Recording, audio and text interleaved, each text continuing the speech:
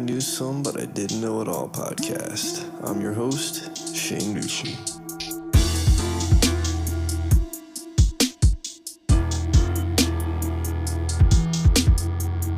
Well, I knew some, but I didn't know it all. Almost hit this little rap for this track, cause it's hard.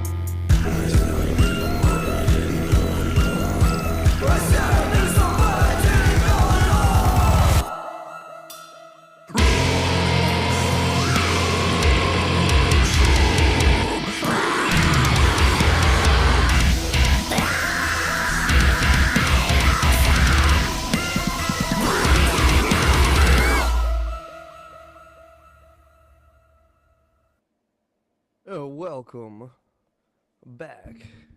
Are we record? We're recording. This is live. I can't hear. I don't hear anything. I heard my intro, but I don't hear Jeff. Yeah, we're here. I'm sorry. Aha! I'm working on it. I'm working on it. What's up, boys? What's going on? Welcome to the I Knew Some, But I Didn't Know It All podcast 3-year anniversary. I would like to thank all these lovely dudes I have here with me. I have my best friend, G. Collins. Very good friend of mine, Andy Rouse. Very good mentor and friend of mine, Mystic Mark. Hello. Very good friend and music mentor of mine, Jeff Fernandez. Yep. I didn't say any of their show names. I apologize. Yo. I think I know this dude. Yo. I don't know who this dude is, or maybe, I don't know, but welcome to my 3-year podcast anniversary episode. Congratulations. Thank you. Yeah, congrats, Shane. Yeah, It's a so long this, time. just kind of came here to shoot the shit. I had like a couple things I wanted to talk about, like me only putting out 3 episodes this year. Why that happened? Had a back injury, so had a change of career and everything, and so just a change of mindset overall. And I was getting super black pilled from all the podcasts I was listening to. Honestly, it was just like really getting on my nerves, and everything was just made the world seem super shitty. And since I've stopped podcasting, it's brought the beauty back in my life. Because I don't have to worry about all the stupid, crazy shit happening everywhere outside of me. And I can focus on what is important to me, like my family. Which I was focusing on before, too, but, crazy intake equals crazy fucking things you think about. So, I got sick of it, honestly. Like, I pretty much thought about...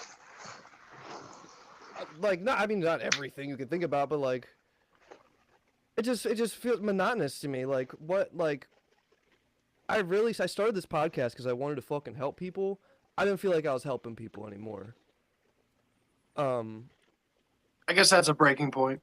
Yeah, dude, and I feel like a lot of the podcasts I was listening to maybe weren't helping people. Like, it seemed like they were, but like, some people can't handle like a certain amount of knowledge, and and you're just kind of fucking up their life. I don't know. That might be one part of it.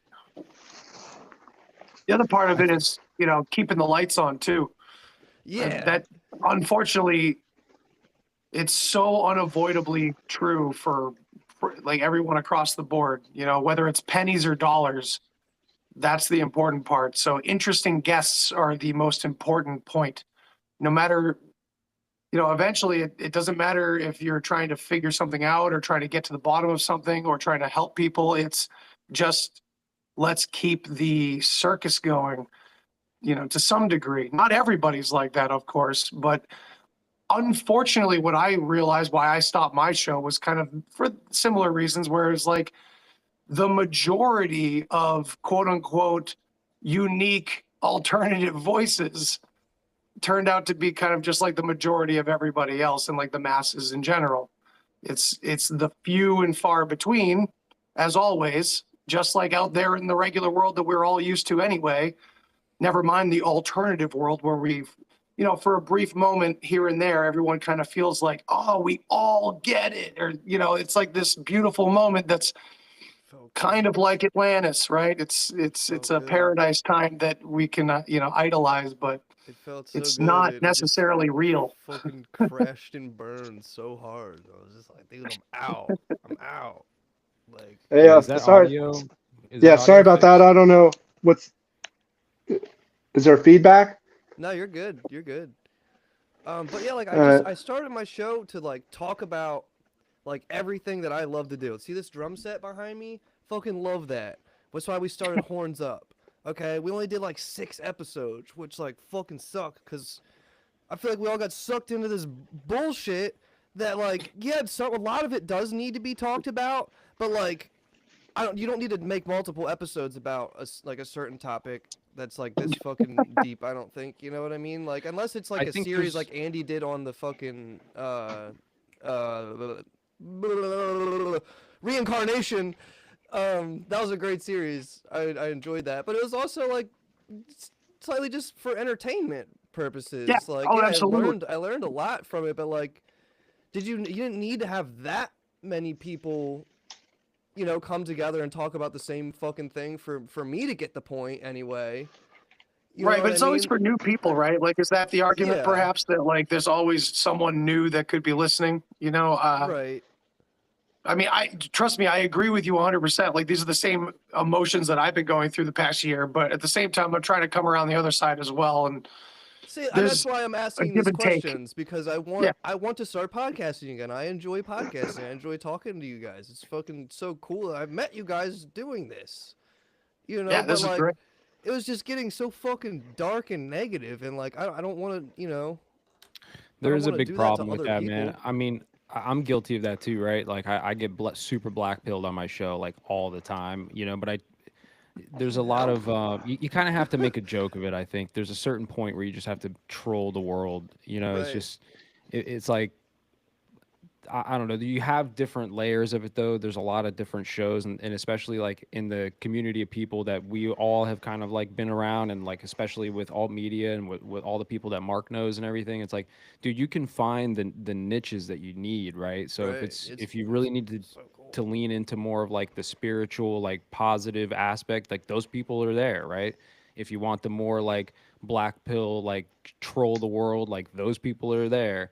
And then you have people who are doing like deep research and actually figuring shit out and not just regurgitating the same conspiracy lines all the Right. time, right? So you just got to figure out who to listen to and who to lean into, you know. Another problem is, right, there's a lot of us too, so it's like I always feel guilty. It's like, man, I can't listen to everybody's show because I don't have enough time in the day to listen to everybody's show. So it's like you can only pick a few of them and just make sure the ones that you're consuming are ones that are bringing you, like, you feel like you're gaining something out of, not Right. Right. just being shat on all the time. Yeah, dude. Yeah. Yeah, totally. Done with it. Fuck. I guess that's so. I guess okay. I enjoy this. This is fun. I think we're gonna have a good time. That summed up that little fucking topic for me. Yeah, I'm I'm pretty. gonna talk about shit I want to fucking talk about, and not shit that I think other people want me to talk about. That's it, brother. That's the move, man. What I want to know is like, what have you guys been up to, dude? Because I haven't talked to, well, I haven't talked to some of you guys ever, but some of you guys I've talked to in a hot minute, and I've seen some of you, other of you, like still grinding, right? So I'm just curious, like, what's everybody up to, man? Andy, where you at? You're in the shed right now, dude. Yeah, I'm at my woodworking shop. That's basically what I've been doing. I've just been building shit. That's sick, man. That's which so much fucking cooler than this. which really sucks sometimes in like New England winter where like fucking wood glue and filler and like nothing works the way you want it to because it's cold and shit. But yeah, I've just been doing everything but like how about this? Like I haven't even listened to a podcast in like 6 months. It's not like I'm, you know, on a fast or anything, but I guess I needed a break or something, you know. But this has been talked about for a couple months now. So I'm glad we're finally fucking doing it. Hell yeah. Yeah, You know, yeah. We have been. We've but had a group yeah. chat about this for like a year that we were gonna Yep. do this. and so Yeah, it's sorry, this is supposed to come Never out in pulled the trigger. October. We're recording this It's really good on, timing too. Or February, or what am I saying? December 14th. It's really good timing too, because like it was just about like 3 or 4 days ago. Our other New England friend, Ron from New England from the Wicked Planet podcast, reached out to me. He's like, hey, the guy you can't stand, Billy Carson, just got totally destroyed in the debate, and everyone's talking about it. It's viral, and his whole career's over. And if for those of you who may not know, Billy Carson being like Mr. Ancient Alien, he's like the new face of the Ancient Aliens, but instead of like making fun of it as memes used to, now it's like, oh, Billy Carson's like the new fucking hero, man, for a long time. And now apparently he's been taken out in a debate, and I was like really excited to get on and actually Did you talk watch about the it because debate? I did. And the thing is, what's really funny is I had never heard of the guy that debated him once in my life until it happened. But within that same day, like 7 popular conspiracy channels all had that guy on, and they were all in my algorithm, which was really fucking interesting. Kind of like that super masculine dude that's on like those, I don't know about you guys, but the Crucible, that guy fucking popped up everywhere for a long time. I just avoided clicking anything and he went away. But like, yeah, this guy, I had never heard of him once. And as soon as I found out that it was Billy Carson versus a Christian and that a Christian took him down, I was like, oh, so no one went anywhere. 2 steps forward, 1 step back. Okay, cool. New Age versus Christianity, great.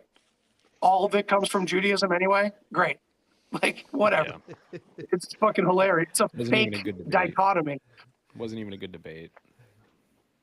Because it's all fake shit. It's all based on, well, the Bible says this specifically versus Billy interpreted it this way, or others people, and it's like relying on the Has Bible anybody- as pure fact. And I found out that all the algorithm is pushing at me because I clicked on that debate is all these Christian channels saying how bad Billy Carson got destroyed. Now, granted, when it comes to biblical accuracy, he probably did get destroyed.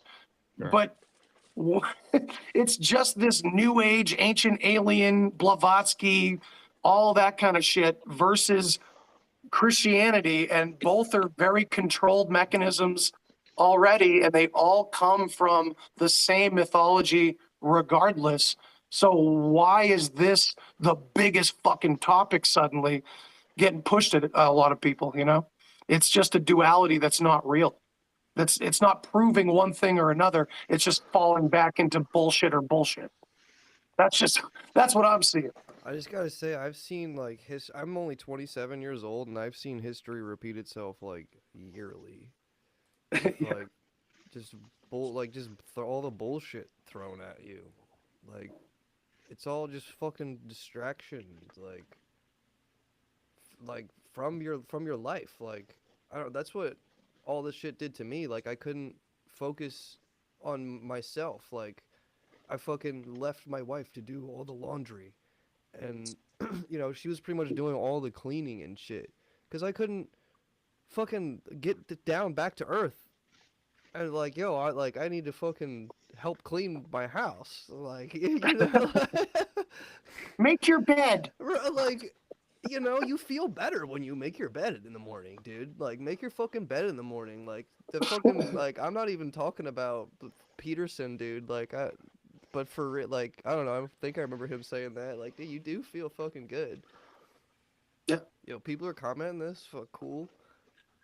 man, we got Reincarnation is some an viewers. interesting topic. Whether your soul is oh, it popped away. How do I pull that up? Or can you Yeah. do that? No, it's definitely interesting to see, and there's a lot of stuff that's happening like that. I think that the timeline is just moving so fast, man. The news cycle is so fast that when these events or like even these psyops happen, like the shit just happens so quickly. Like you're saying, all these podcasts had this guy on like in a short period of time. It's like who is this dude and where did he come from? And it's like maybe it's just we're noticing it faster. Maybe it always kind of happens this way, but it is interesting. Well, yeah, and it's I've not like the noticed that with a videos just lot. came out, but yeah, they're all just popping up, you know? Right, yeah, the algorithms are just feeding them to us now, and it's like, why all of a sudden, right? And it's not just because I watched one Billy Carson video in the last 4 months, right? Don't tell me that. And I like Billy Carson. I'm not gonna lie. I'm a fan. I'm with you, right? Like, there's a problem that I have with people who are super certain about those types of things, right? Billy Carson to me seems like he's super certain, and it's like, you know what? Fine. I'm sure he's done all the work that he needs to do to be super certain, but for me, it's anything is possible. And back in the days, 2012 era, I was all in on spirit science and like that whole new age vibe. So like I'm with it, and those concepts and ideas, like they're fun at very least, right? I do like to Absolutely. entertain them. Yeah. Yeah, I'd say he's a more fun version of the old school ancient alien stuff. I mean, this is more provocative than it's ever been because it's able to combine ideas from, like new age documentaries like What the Bleep Did We Know and stuff like that from the early 2000s.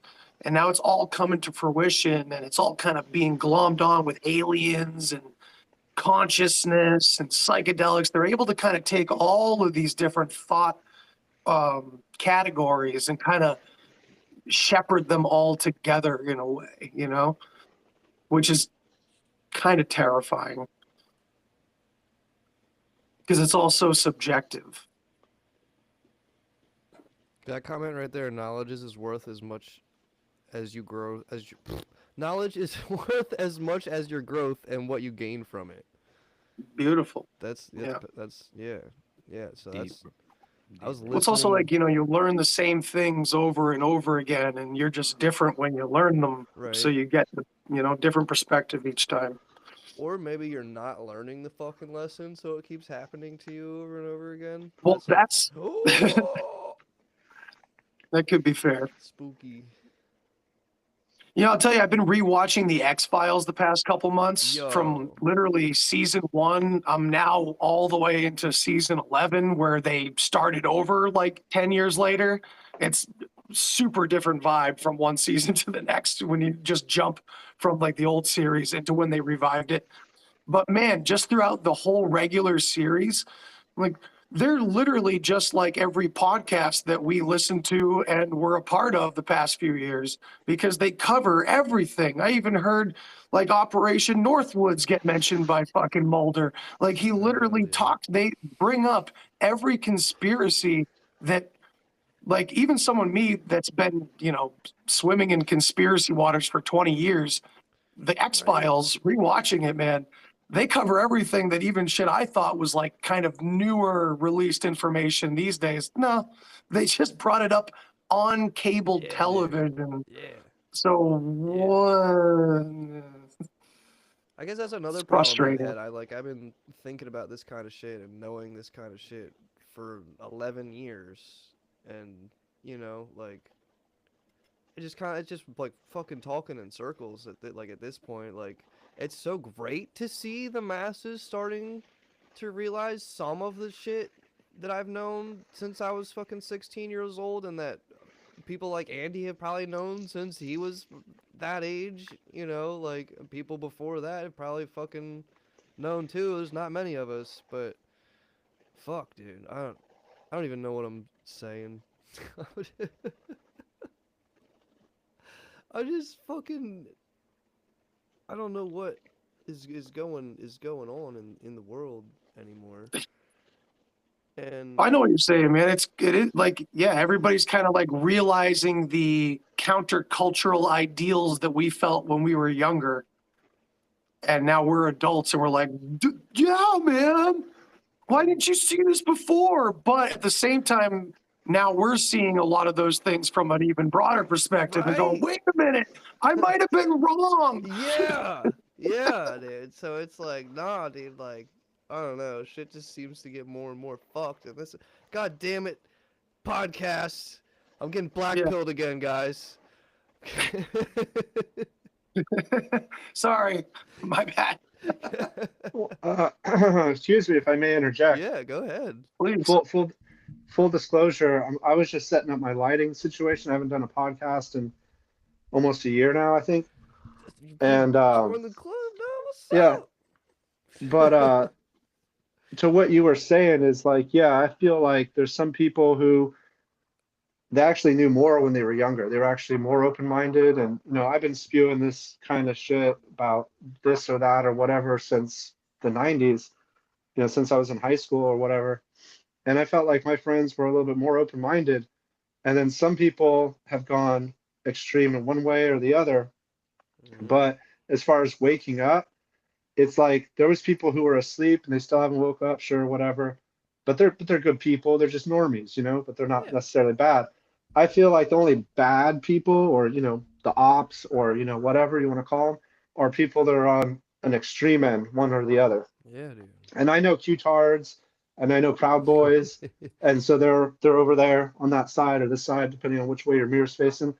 And can I hear myself, or can you guys hear? Is there feedback, or is that just on my end? You sound I good. don't I don't Okay, hear cool. it, but I can Well, I can I try to can, turn you down a little. no, it's cool. I can live with it. I just don't know if I'm coming out of my speakers on my phone or just my headphones. But anyways, Um, if it's all good. I just interrupted myself for no reason. Anyways, I'm sick right now, so I'm a little delirious. I might have a fever. When I Uh-huh. come on tomorrow for the other live stream, I'm gonna take a bunch of drugs. So hopefully I'll be like a little bit more, you know, uh, dancing the Charleston. So basically, like, yeah, I'm a little out of it right now, so my views might be a little whatever. But yeah, that's my 2 cents on it. Is like the people that I'm still cool with that I've known for over 20 years, they woke up with me. They've been like hand in hand on the same wavelength, like the same sine wave. And other That's some people, G. they're like sawtooth. I don't know if you guys know about like frequency, Right, yeah, sine dude, waves, yeah, so yeah, yeah. ebb and flow, But other people, they're like and shit, But what you want is you want like a square, you plateau, you come down, you go up. So I know Yeah. some guys, and we're always on the Staircase. same page. And I know other people who are like they're okay, but they're affiliated with organizations and groups that have been infiltrated by federal agents. Right. And he's like, hey, you should join the Strong Boys or the Fruity Cakes or whatever. And I'm like, no, man, like you guys have FBI agents. Like there's definitely FBI agents. And he's like, no, just come to a meeting, come to a meeting. And I'm like, nah, I'm good, man. Like I'll hang out with you.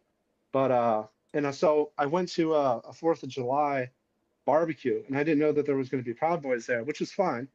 And I talked to them, and they were like trying to read me and shit. So I said, look, how do you guys feel about Israel?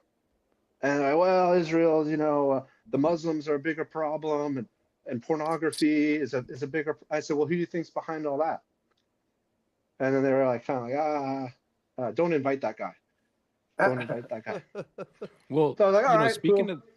speaking of that, you see what they just said about January 6th, right? Like it's confirmed. I think 26 FBI informants were there, and three of Yeah. them I think went into the Capitol, right? And so the whole thing about like there wasn't agents on the ground and all that, and that's a conspiracy bullshit again, right? We were right again. So just to prove your point, right? Like of course the feds and the psyops and the infiltration, right? The COINTELPRO type situations like have always been happening, like they're still happening. But this is the problem that I think that Shane's talking about, right? Like when you get into it, it's like it's shitty, it's negative, it's fucking Yeah. depressing. What the Yeah. hell, man? Like is every social movement and positive thing that's happened just Yep. like some fucking Well, psyop? But not everything, because those, I don't want but to black pill, but I'm glad that you mentioned COINTELPRO, because that's a phrase, or that's an umbrella of operations or programs and directives that doesn't get mentioned enough. I mean, it's like kind of old school. Like you talk to some of the baby boomer guys, and they know about COINTELPRO and all that, and MK Ultra. It goes hand in hand. But yeah, I don't want to like fire all my rounds. I'll save some stuff for tomorrow. But uh, hell yeah. basically, like, yeah, I mean, if I wasn't all fucked up in the head right now, like I'm holding back all this fucking mucus and shit, and my head feels like it's going to a fucking vice, and somebody's smashing a fucking mallet on my head. But Sucks, like I dude. said, Hope you hopefully I feel get some better. rest. Yeah, I'm gonna try to get some rest, and then if I'm still a little fucked up, I'll take some speed, or what's those things they used to get contacts. Now it's like Sudafed. I'll take some Sudafed. It's a little bit of meth. There you go. All right.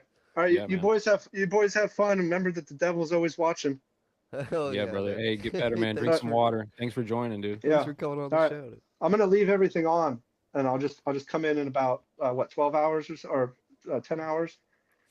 Or no, no, that would be in the fucking morning. See, I'm all fucked up, boys. Yeah. All right, about 20 hours. Yeah, that Don't sounds do that. about Don't right. sleep with don't sleep with your devices on, bro. The demons come through the device portals, man. No, Don't do I'm that. gonna turn it all off and shit. I'm just saying I'm not gonna fuck with any of the parameters. Yeah, no. I got it all dialed in and shit. I can probably get the sports channel. All right, There you go. see you guys later. Have a good one, brother. Peace. Yep, you too. I'm gonna try to figure out how to get out of this portal. Mark, what have you Mark, been up yeah. to, man? How you been, dude?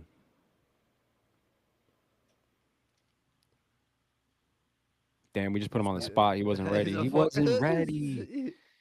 He wasn't God. ready. Oh, you're super quiet. I just couldn't hear There you. you go. There you go. There he is. Sorry. Sorry, brother.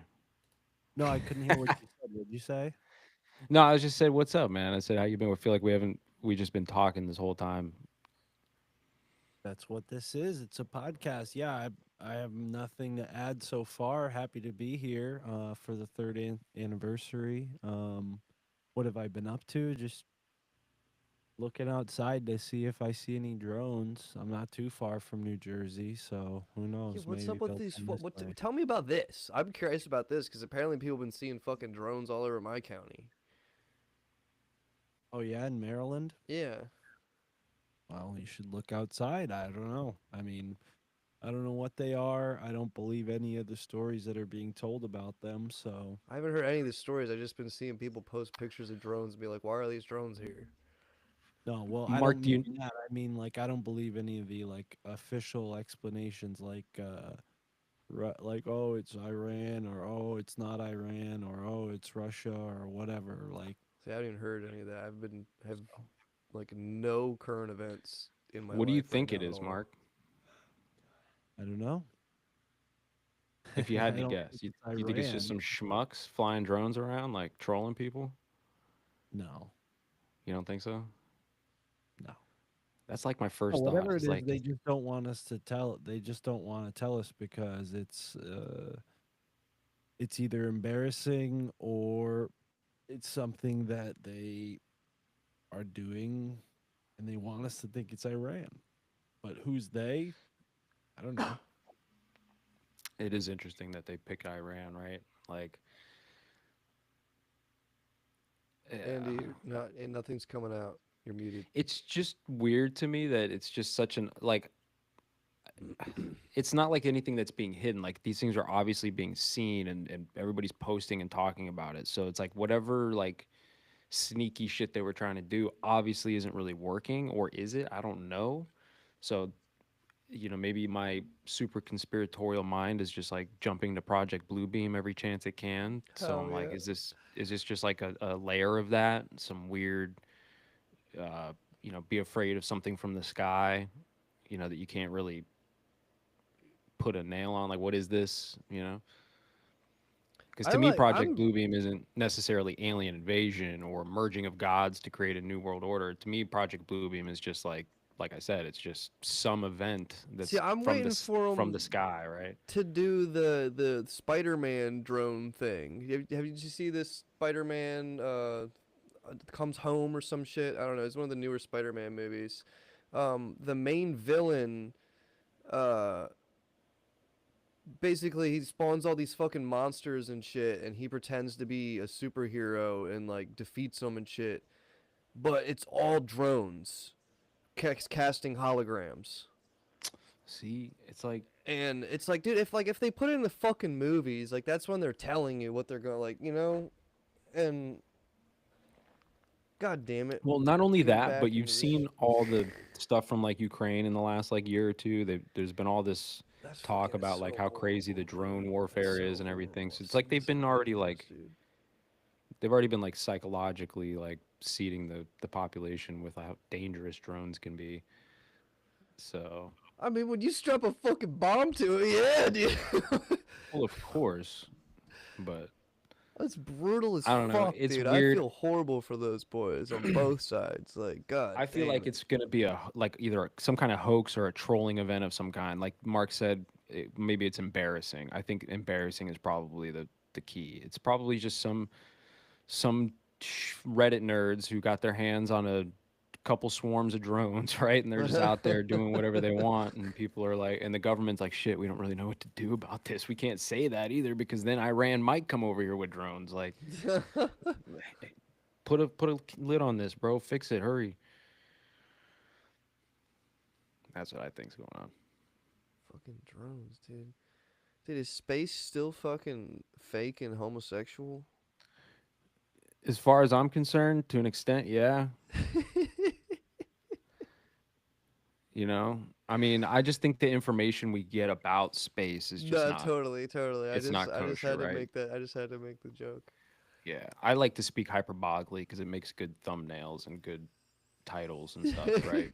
So when you say space is fake, people are like, "What is this nerd talking about?" But Right. you know, I just think the information we're getting about space isn't necessarily the truth. The way Shane phrased the question was just beautiful. It was very, very king of the hill. Terms of service. God damn it, I keep hearing that Very space is fake and homosexual.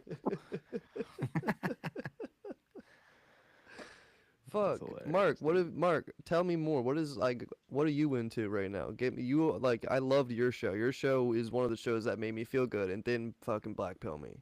Mark's Yeah, I tuned in. agree. Well, thank you. Appreciate that. Maybe you should listen and find out what I'm been sorry. I know. I need to get back But, into it. That's all right. No, Maybe it'll I've be had- your show that I listen to. I've had some interesting conversations lately, and one of them we slightly touched on this topic, but there wasn't as much information out about the drones yet. But along these lines, it could be that these drones aren't actually physical at all. They're not mechanical at all, or even technological. They're some sort of plasma that in the past appeared to us like drone like flying discs, right? Like what we UFOs, call dude. Yeah, dude. UFOs, but now Bro. since the Tic Tac event, we're calling them UAPs, right? So maybe it's just the same phenomena, but because we don't truly understand the reality we're in, or we're being lied to about it, so that we purposefully are ignorant. It's easy to be told this or that or this when really the explanation is that it's a type of consciousness or plasma intelligence that can shapeshift or form itself based on the observer effect. So Dude, if oh, you're I looking can. at it, it's self, organizing. Like you're looking at it and it's becoming what you presuppose it to be. So that means if it flies over 10 different countries, maybe those 10 different countries see it slightly differently. This is super far-fetched speculation. Dude, no, I'm sorry to interject that this lines up 100%. Gibbs is here. I don't know if he's gonna fucking talk. He's off camera again. We had a fucking UFO sighting or what UAP, whatever the fuck you want to call it.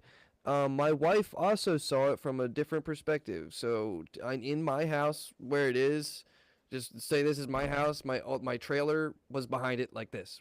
It's like 50 yards that way. So we heard a helicopter like flying really fucking low, and we looked over and we saw the fucking searchlight, and but it like looked really fucking bright, and like it didn't look. It was really bright, but it had a beam shining toward the ground, like towards the ground. It didn't look like it was shining at like where the brightness would be, like it was blinding you. So it fucking flew over us. It was just this fucking oval shaped light. Like it was just light. It wasn't like emitting light. It wasn't like lighting up anything around it. Well, there's nothing to light up around it, but it itself was just like an oval of light. And then the helicopter was like, I don't know, prospectively like this far behind it. It was like right the fuck behind it. And then this fucking beam of light just fucking took off and was gone. And we saw the helicopter flying around for like 15 more minutes. My wife said when she saw it, it looked like a flying saucer to her. Like it looked like a physical saucer. She didn't see a fucking ball of light. She saw a saucer. So that, you know, that totally makes sense with what you're saying, Mark. Well, yeah, I mean, I use the example of 10 different countries, but it could be 10 different people. I mean, people Yeah, are dude, because at like I different- don't know if I fucking believe in UFOs and aliens, so maybe that's why I didn't see that. You know, But and that's that's the why. distinction, man. You don't have to believe in aliens to believe in an unidentified flying object. So You that know, the maybe that's why I B-50 just saw it as light. You know. the B-52 was an unidentified flying object before it was released to the public. So of many military aircraft. Now, that doesn't mean that, you know, we can get really fanciful. Like, you know, I like to often say that the government lies to us with truth, where they say that it's coming from a higher power or an alien source.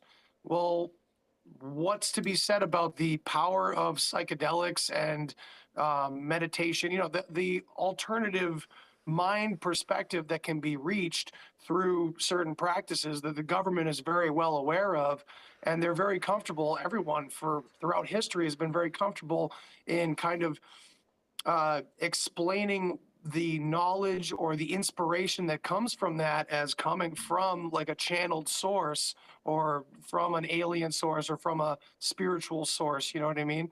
It's coming from on high, right? So what if this technology wasn't because of some crashed alien or anything like that? It was because of connection with higher dimensions of consciousness, giving us the know-how to figure shit out, where back here in reality, where most of people are living, would seem very, very alien, you know? And it's an easy way to lie with the truth.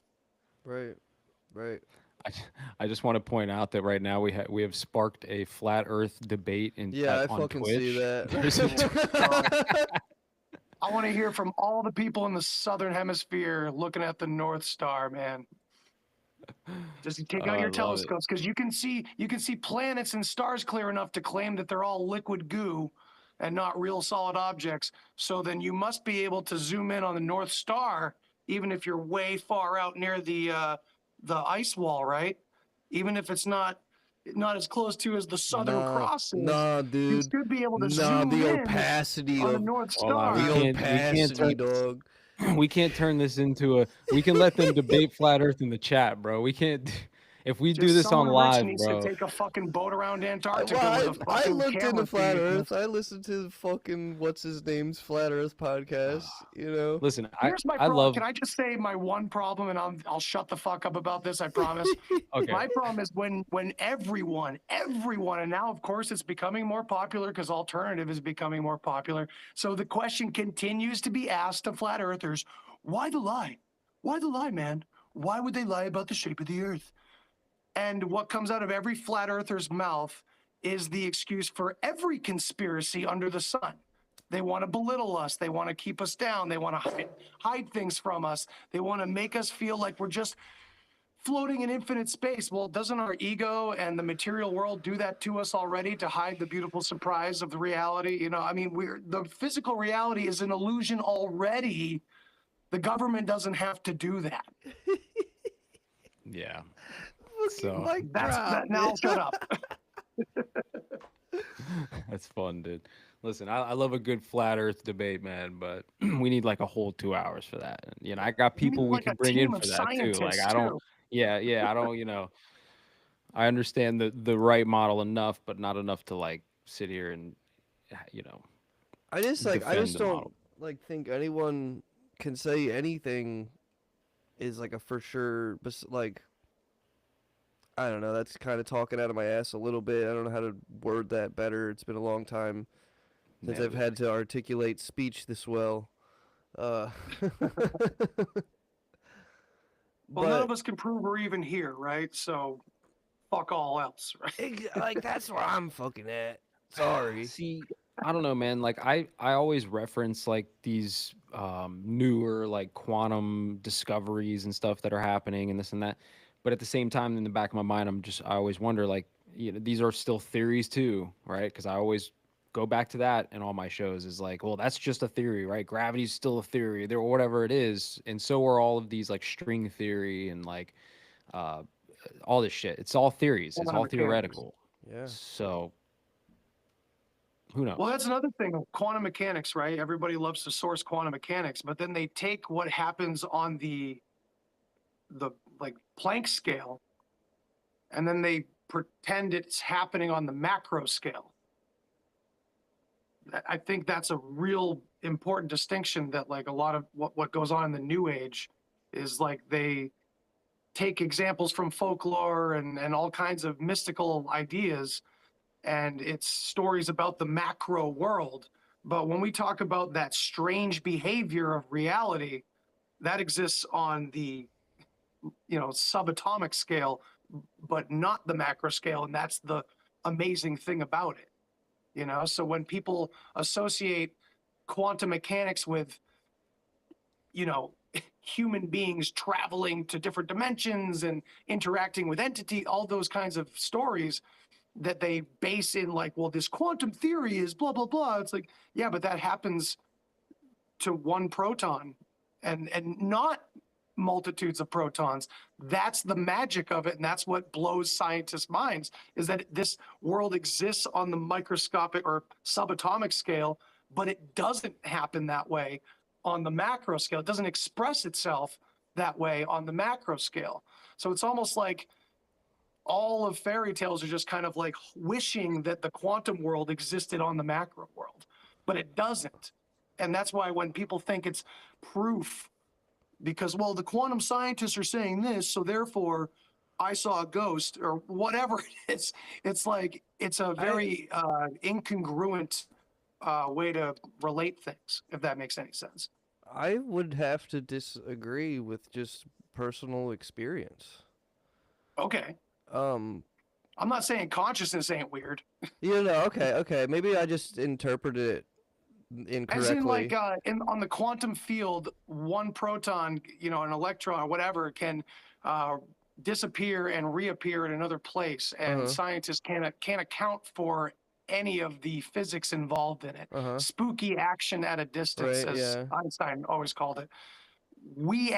Our sci-fi world, our fantasy world, all of our literature, all of our imagination pretends like the quantum world exists on the macro world, where that can just happen on the macro scale.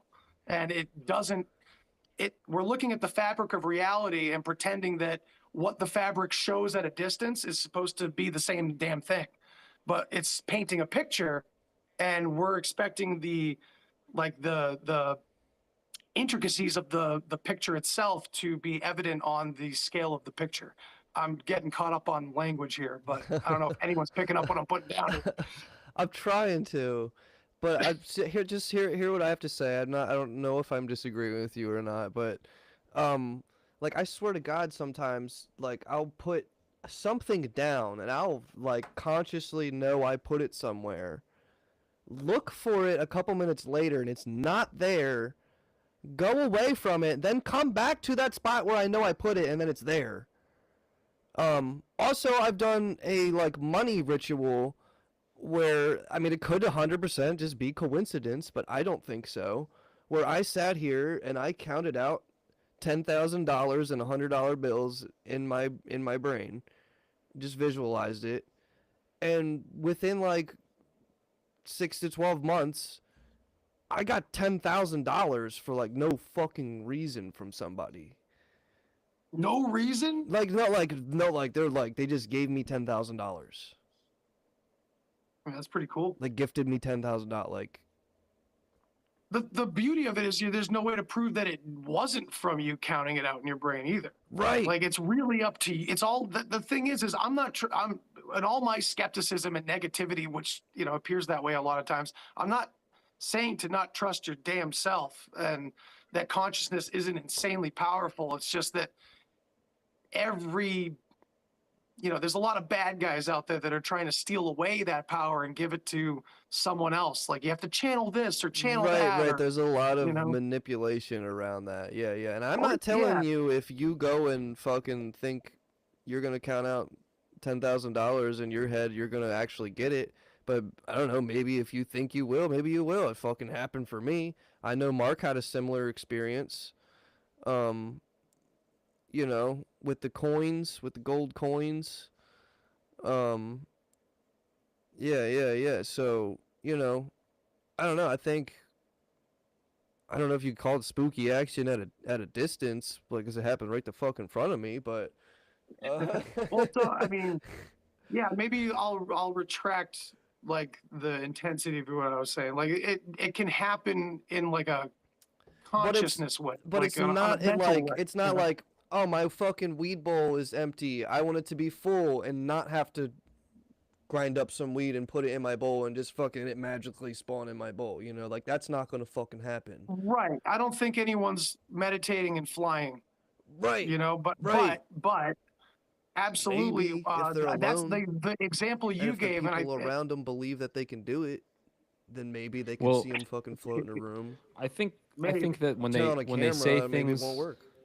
when you say things like the intent and the the like the energy, the intent that goes into these things matters. I think that actually translates to the real world. Like you have to actually, this is the whole idea of putting your mind on something. Like, yes, you can manifest $10,000, but you have to fucking work for it, dude. You have to like manifest it in your mind first. You think about how this is going to happen, and you go out and you do the steps, whatever it is, to make the $10,000 appear. And people do it every single day, right? So yes, it's not as simple as like bam, it just magically appears, but you put the intent and the energy behind that thought, and boom, you can manifest something in 3D reality. That's the But- way I kind of Yeah. look at it. Right, right. But You know- see, like I stayed on top of my shit. I tried to do everything I'm supposed to do, but like I didn't do anything special for this person or anything. I didn't ask them for any money or anything. They just like gifted me $10,000. Wasn't my birthday, nothing. Like, Well, that's pretty fucking wild, man. I have no know? accountability for that. That's pretty wild. It's a good And coincidence, I or know it's two fucking other people synchronicity. that told me to do this ritual, that this like similar fucking thing happened to them. One, she was working. She was an artist. She was doing a job that it was like $1,000 job, and they fucking gave her 10 grand instead. So maybe she only got $9,000 out of her $10,000 ritual, but like she got $10,000. I remember tripping balls one time and like freaking out over the fact that what came after something happened because of the thing before it. And I was like, oh my God, everything's a gift. Like, and from that That's a perspective, it's really almost good like perspective. your story is like, from that perspective, is like just, yeah, that's how it's supposed to happen. Like this is how it occurs. Like one thing leads to the next, Totally. It's every moment's kind of a miracle and a surprise, but Right. we've kind of been convinced that magic and miracles are these very specific things when Yeah. we're kind of dude. just like living it constantly. Yes. And I think certain moments will hit you Totally. where you get to realize it. Yeah, dude. Mark, do you want to tell your little? I know you've probably told it 100 times, but would you mind telling your I've summed told up it quick so many one? times it happened so long ago that I couldn't even know where to start. But I appreciate the sentiment. All right, well, I'll tell it if you want. No, I mean it's simple. It's really simple. It's like something I even heard on a podcast, and then I did it, and then oddly enough, this farmer's market that I was working at, this just happened to be like a gold necklace that was left on the table, and it just was, yeah, it was very strange. But yeah, that's really all there is to it. Is I had like a inner mental thought about that, and it transpired. So, but it's not repeatable because I've done it again and it didn't happen. So that's why I'm not like so gung ho about telling that story now because it felt right to tell that story when I did tell it. But I'm glad it stuck with you and maybe even, could be useful to someone else. But yeah, no, it's something that works, but it's not repeatable. It's not something that you can like make a system out of. It's very random, and as soon as you put your eyes on it, it disappears. So that's kind of the funny thing about the magic and all that. It's like, to your point, like you can't debate whether the 10 grand came from that vision or not. You know what I mean? Like it's just something that isn't really worth debating, really, because I Right. think that almost takes away from the magic of it all. But Yeah. but yeah. Anyways, it's about 11, so I gotta go. But it's been a pleasure spending an hour with you guys, and Yeah, man. 3 years of a podcast. I hope that the fourth year you don't put out 4 episodes, because this year you put out 3 Called his episodes. ass So out. I don't know if that's like the format, but definitely make it a Quarterly- more quarterly frequent episode. thing, man. Yeah, definitely. Oh, dude. someone's joining you. Look at that. Lachlan from Hey. Australia. All the way from Australia. In Maryland. We heard. We Hell yeah. heard. Awesome. Well, now that you're here, nice to meet you. But sadly, I gotta go, guys. And then, Dude, yeah. Thank you so much for Congrats going on, 3 Mark. years, though. No, of course. And you hit me up, I think, right in the beginning of your podcast journey, and asked me for advice, and we've been friends ever since. So yeah, Hell yeah, happy dude. to be here for a future episode, and stay in touch. And I wish you the best of luck with the pod, man. Keep it Fuck up. yeah, Don't, brother. like I said, I don't just say that to bust your balls. I mean it. Do some more, get some more podcast time in. And Hell even yeah, if it's dude. just a 20-minute podcast, everybody has time for a 20-minute podcast. Hell yeah, dude. Hell Hell yeah, yeah. Anyways, man. all right, guys. Had too have a many good night. expectations on myself. Thanks for Mark, being here, Mark. Thank you. Love you, brother. Love you, Thank you. dog. Peace. Hell yeah. Well, that was a good surprise. I just want to say I didn't even know Mark was coming. Yeah, Right. that was cool. Yeah, I forgot to tell you guys I invited Then him. I I'm scared sorry. him. Shane just sent him the link, and Mark was here, and I was like, "Oh shit!" So that was cool. But Mark's Hell like yeah, a dude. Shout out celebrity to Mark, me. dude. Mark. Dude, yeah, Mark. I remember Mark reaching out to me and be like, "Hey, I don't listen to metal much. Is this good?" And sent me the song that Shane sent him originally. Like, "Yo, I'm a fan. Here's the song I wrote for your show." And I was like, "Dude, this is fucking insane. Who is this? Who is this?" That actually feels so good. He's like, every time you say that. he's my buddy Shane. He listens to my show, and I'm gonna put this on my show now. I'm like, you do that because that guy needs to be famous. Dude, I'm working on it, dude. I'm working on it. I'm trying. That's awesome. Dude, man. by the way, I didn't mention. I'm sorry I didn't respond. I saw the email late. Jeff, that song you sent me was fucking beautiful, and I just want to lay down vocals on it. Right. Thanks, man, and go for it, brother. I mean, it's there to I may just, yeah, it's just there for me to send back to you so you can jerk off. So yeah, yeah, man. Yeah, dude. Bro, Lachlan. Guy has not said a Brick, word this whole time, brother. We've just been Dude, talking over everybody. gee, We're, yeah, we're, he's probably passed the out. He was worst. drinking earlier. We're the worst Hey! I'm talking shit. He's here. Guy, I'm sorry, I've been bro. listening We're to terrible. playing Pokemon. Oh yeah. You catching them all, bro? Catching them all. Shit. Speaking of that, hate to use the podcast to make plans, but Gibbs, let's go play SWU tomorrow. The f- What? Oh yeah, I'm down. Yeah, What is that? Star Wars. Oh yeah, dude. We played the Star Wars card game that came out. It's kind of fun. It's fun. But I want to talk about. So I don't know what's happening, but I keep like lagging out. yeah, you do. I don't. Are you? Am I the only one that's lagging out? Is it, I Yeah, don't- the government doesn't trust Florida. Well, no, that's fucking true. Florida license I plate haven't. and I haven't stuff, noticed you so- lagging at all like this whole time. Okay, well the I stream's keep still seeing a going. little circle thing. Yeah, over I'll keep Jeff. riding. We'll Yeah, keep hell riding, yeah. but if it happens, it happens. But yeah. It's weird. Like the circle thing keeps happening over Jeff, but Jeff keeps talking through it and moving. So it's like, I don't think they can stop you. I'm not getting. Listen, I Like a think that sacred this- geometry going on in his square right now. I gotta say, bro, like they're not paying me to say this, but Riverside is pretty sick for streaming this shit. I've been using it a few times and like it seems to hold up. So, but Oh, yeah. NASA, man, you know, they're doing weird shit over there, bro, and they're right here next to me. I right live next next to door you. to NASA, so Well, it's yeah, like, but I mean, NASA. I've been using their streaming service for a while. They're great. I mean, they're better than well, Zoom. that's the thing, right? They're sucking out all my juice so that you can fucking watch a fake stream from the International Space Station all day, and That's it's right. like, you know. Dude, it's wild all the clips of them fucking up. Dude, have you guys played Starfield? Yes. Nah. I played a little bit for free on the Xbox Game Pass. I wasn't gonna pay $70 No, for I it, just but, been playing Call of Duty, honestly. call it stupid. but dude, Starfield is like the crazy world that we're living in right now. The people that are like really pro space travel and are really liberal and everything, they hit all the key points that we worry about.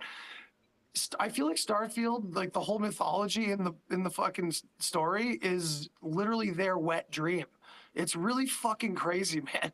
Like you got to play it and just see it, like because you guys know what you know. You know, it's really weird.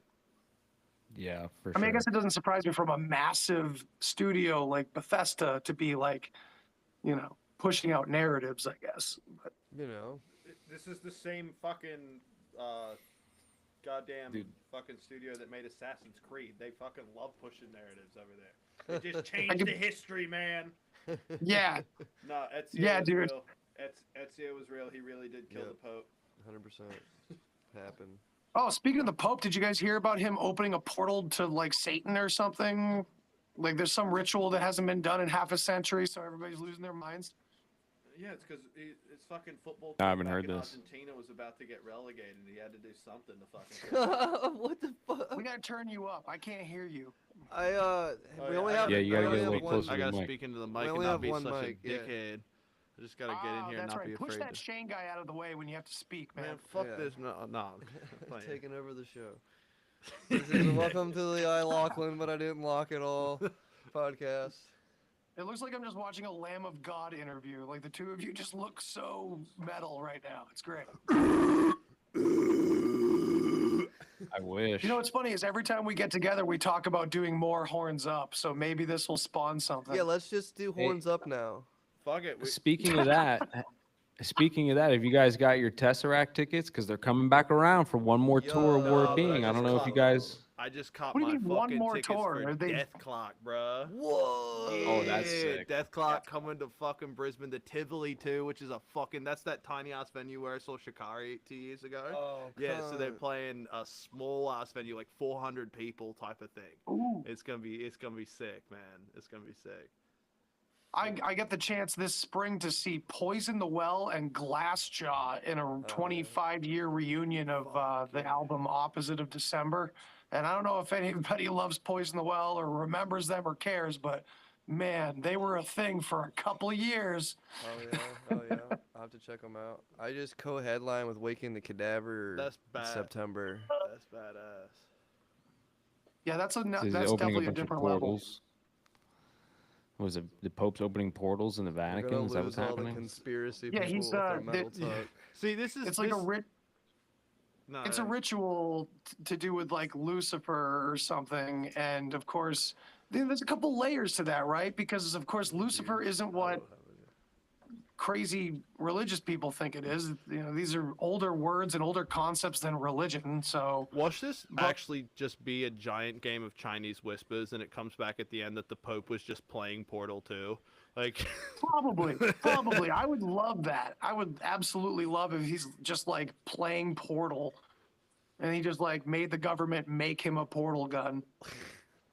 Man, Speak This- Half-Life 3. Are we gonna do it? We should just make a Half-Life 3 podcast. I mean, there's so many on. ideas out there that aren't Come on. conspiracy. there's a lot of podcasts, man, but I've noticed a lot of guys are going live, which I've Live's realized good. is, yeah, live's good because you get the interactions. Because I've had plenty of times where people in the chat will bring something up, right? I get these dead moments where, because I don't have scripts at all. Like I don't come in with Dude, any Andy, type that would of have been so fucking research, perfect for the you deep know? end. What? We were talking about doing that, going live for the Yeah, I deep know, end. That I would have know. helped Yeah. so much. Well, that's just kind of the future of media. Is like if you look at like the biggest like media stars of today, it's literally just dudes who live stream them Yep. living, just doing life. Yeah, Like it's the next level of reality TV. we're with in the like fucking Truman Show, is what's going on. Honestly, at this point. Yeah.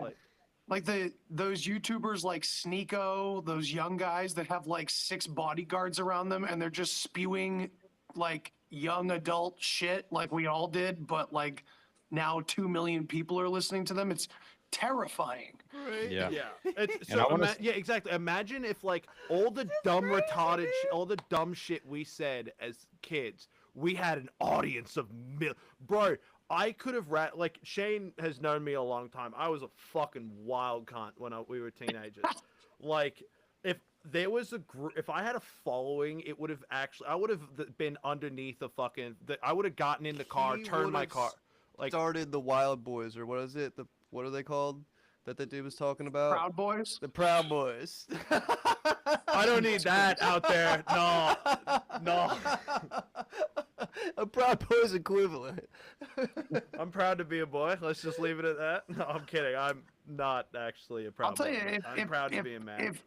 if random people's thoughts and feelings mattered back when we were growing up, Oh, like it we were does all now, fucked. We were all 9/11 fucked. conspiracies would have been a lot more popular.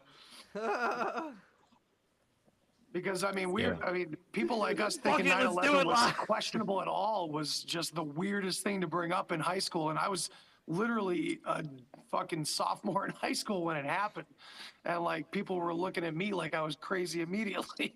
Bro, I was Yeah, 4 speaking of years that- old when 9/11 happened, bro. I was 4 years I was old. supposed to go to the fucking zoo on 9/11, okay? I had to go I was home. asleep in class. I was pissed. Dude, My teacher first- woke me up crying. You should. It was weird. Damn, my connection is shitty. I didn't go to the zoo till the first time till I was fucking 19 years old on tour with my metal band. Thanks, Osama. Bro, you want my 9/11? My 9/11 experience. It was my first ever day of preschool, and apparently I chucked a fucking fit. Like, mom tried to drop me off. I didn't want to go. So my mom, like, this is at like the high school. She like at the school she went to, like a big like K through 12 kind of like private school. And so she's just walking me around the school, like trying to calm me down enough to like go. And she tells the story now. She's like walking through the high school and goes like past like the AV room and just sees there's like 12 people gathered around a TV. So she kind of like takes a couple steps back and look, and that's as the first tower was coming down. And she was just like, fuck. Like, Yeah, I want to That's say cool. if you're watching this on YouTube, you should probably not. You should probably move to like X somewhere, because I've only done this live on YouTube a couple times for a reason, because the things that we end up talking about get They're all the coming to channels get you, nuked. man. So yeah, like the live streams on YouTube aren't gonna last. Is my point. You're gonna get like a handful of them before somebody says something, and like they don't let it happen anymore. So Did they give Go you to X. reasons? Did they give you timestamps? Sometimes they Um, did for me, sometimes they didn't. No, so like the one that happened to me, because I'm already on strike 2 with them. I have 1 strike left apparently. So my last Damn, one sorry. was cyberbullying and hate speech on my Epstein video. So it's like apparently, Yeah, like it'll have nothing to do with the actual information being Right, shared. It's always like you said fuck too many times. yeah, it's like I Fuck, fuck, fuck, fuck, cyberbullied. fuck. I cyberbullied Epstein, bro. What are you talking about? Like, Sick, man. what? You guys were probably like shitting on each other, joking around, and they were like, "Oh, this is terrifying." dude, let's all Yeah. cyberbully G right now and just get this whole Gibbs, you're a thing through. fucking pussy ass bitch. You suck, dude. Just get the whole thing kicked off before we even get started. You don't do algebra very well. I'm not good at this.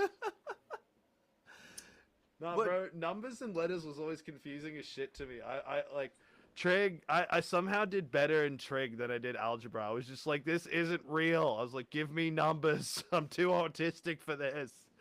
I was good with math until they showed me a graphing page, and I was just like, "Stop that! I don't want any part of this. This is for someone else. This isn't for me. No, I'm not going to use this every day. Fuck you." Yeah, the numbers fuck me up, man. That's why I can't have dudes that do like numerology and like gematria and shit on my show, because like next thing you know, everything is I'm counting everything, right? Like Right, dude? I get crazy with it like a schizo, so I don't entertain the numerology stuff too much, but it is super interesting to me. It's super interesting because sometimes it fucking works, you know. Fuck yeah. But I think that's the point of numbers. Like, I think mathematically, the universe makes way more sense than humanity understands the universe making sense, if that makes sense. Like, Yeah, Building 7 we're didn't kill not just itself. like we act like we have the theories and the answers to the universe, but really, like, it's way beyond language, you know. Yeah, for sure, man.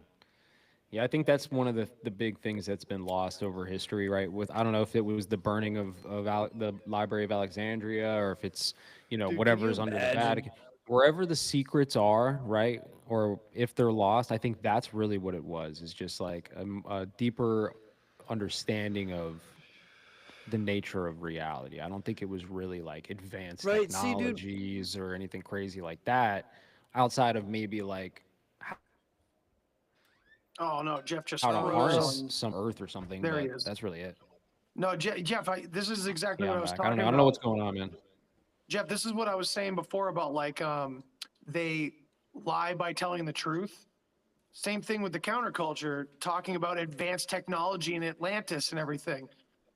Everything that they discuss, every topic from a different perspective, which it's been brought up here and there, could be undertaken by like a consciousness sort of perspective rather than like a more physical idea that they constantly, bring up. You know, Well, telekinesis or something like that about moving stones. you know, I It's want that so fucking bad, but like, Well, It's- why do it's- we want that so bad? Why, right? That's terrifying. to right, me. dude? Right? Have you ever Why do we seen want that? fucking Because think about Chronicle? all the murderers that could just do, like all the people that are fucked Exactly, up bro. because That's of why our we society. can't do that. God That's was the like, impossibility no. of utopia. Well, just going back to Atlantis for a second, that's one that gets thrown around all the time. But like recently, I was one of the universities over Favorite in the topic. UK. One of the universities over in the UK just did a map. Essentially, they're like, what would the world look like if the seas not only rose the way they are, but like what would happen if you drained them? And when they drained them, you found an area, an island, exactly in the areas where people like Plato said that it fucking was, exactly in the spot they said it was, and there's shit there. So Dude, fucking LiDAR. Can they LiDAR the ocean? Does anyone know that? Dude, you got to show Lachlan the Block Saga. Dude, right, dude. Box Saga's crazy. I told him a little bit about See- Box Because the Saga. thing is like when you wasn't drain the stoned enough. oceans, you also see a massive land bridge between Alaska and the east, and you see how all of the native cultures in America got here. You know? Well, I'm Lakota Sioux, very small part Lakota Sioux, but Cool. I am. And when we did DNA, I came back as Mongolian. Like that little bit came back as Mongolian. That's fucking wild. My fiance is Aboriginal Australian. When they do their genetics, they come back they come back Mongolian. We share a haploid group. We all Absolutely. came from Mongolians, and they've branched out. Some went south during the Pangea time and island hopped through, like the Polynesians did. They island hopped through Indonesia and all these places. Like when the fucking white people, there's an account of English like people when they got to, as part of James Cook's party, when they were exploring Australia, they met an Aboriginal dude who started speaking English to them, and no English people had ever gotten out there. And they're like, how the fuck do you speak this? He's like, oh yeah, I studied like, and this is in like 17 whenever the fuck, like early stages Earlier. of like American Revolution. And his answer was essentially, oh yeah, I studied at like at the English college in Singapore. And it's like, so hold on. This civilization that was untamed or undiscovered until white people got there are like, oh no, we speak your language without meeting you, bro. Like these people I did were not so know much that. more civilized, and the narrative that the English and the other colonizers have tried to make, like the savage narrative, is because it's a That's lot what easier. they taught me. Yeah, it's a lot easier to justify colonization if you just say, oh, these people are fucking crazy pretty. Well, keep this in mind, though, too. Keep this in mind to throw this in the basket with it, that the oldest ancient relative of the oldest Native American tribes was physiologically 100% Caucasian. And that was the, fuck, I can't remember his name, but it was supposed that he crossed the land bridge from the east to Alaska. And you look at the physiology and the phenotypes in native cultures here in America, and it's pretty interesting when you take that up against like the narratives that academia proposes. You know, the way that diasporas happen, it's not necessarily how history claims. What I've found is that studying languages and where words come from is the biggest indicator in where and how different groups traveled and where they went and where they came from, and where words came from is so important. And what the linguistics show is not what academia claims. It goes against a lot of different things, like out of Africa falls apart linguistically a lot of ways. But now with the technology we have with DNA and the human genome, sequencing these ancient DNA from these different people from thousands of years ago, we're finding that the linguistic history is more accurate than the academic history that's being proposed. So it's there's a whole new science being uncovered over the past 10, 15 years that's really not being talked about because, once again, it goes against pretty much everything. Yeah, that's pretty crazy. Yeah, the whole altered history thing is like really mind-boggling to me, and like that's probably one of the most interesting, right? Like I love me a good Atlantis story, but something that the Moore said over on Twitch is he's talking about like how the stories of Atlantis come from what is it, Plato and his uncle Solon or whatever it is, and you know if you Or grandfather, yeah. great uncle, whatever it was, right? One of his ancestors. The idea being that, you know, those guys might not have even existed, right? Like I get into that sometimes, right? Like the whole history is just completely fucking wrong. So it's like, okay, well, It's academia's story, dude.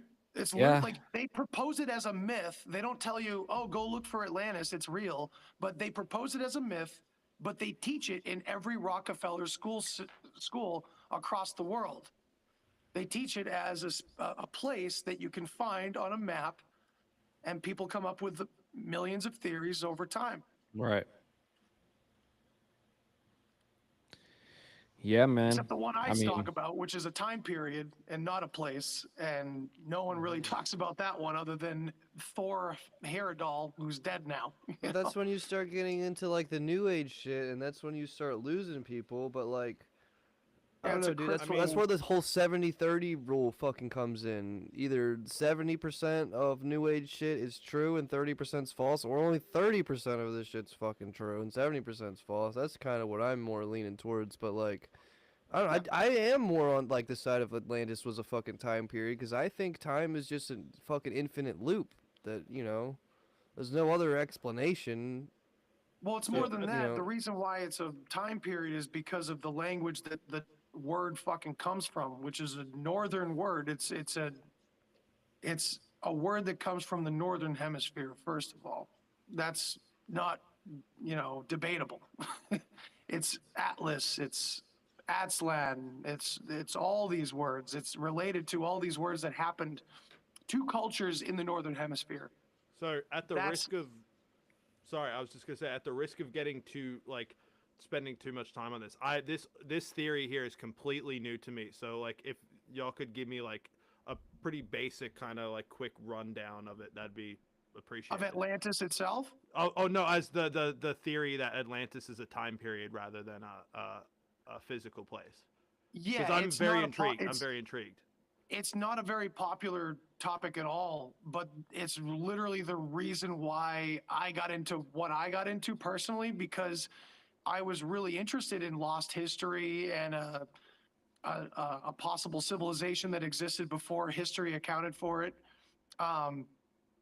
And Atlantis was always really intriguing. So when I heard that there was this myth in the North that talked about all different periods of human history, including one time period of a tragedy, of a crisis in human society across the world, and they called it Atlantis. And in the old Swedish tongue, which is still spoken here and there, mostly in southern Finland and some parts of Russia, it's Atlantis means all the land ice. And this northern myth folklore story that I got intrigued by talks about a time period, and it matches up with our most recent ice age really, really closely. And the way they talk about the aftermath of this ice time was very reminiscent of what we hear from not only the biblical stories, but the stories left out of the Bible and other areas of the Northern Hemisphere, different mythologies about a flood and about greater beings coming down from the north, helping everyone else and doing this thing. It's a very long story. It's it's very hard to get into. No, but just the that's idea a pretty solid, like, to just get me up to speed. That's actually fascinating.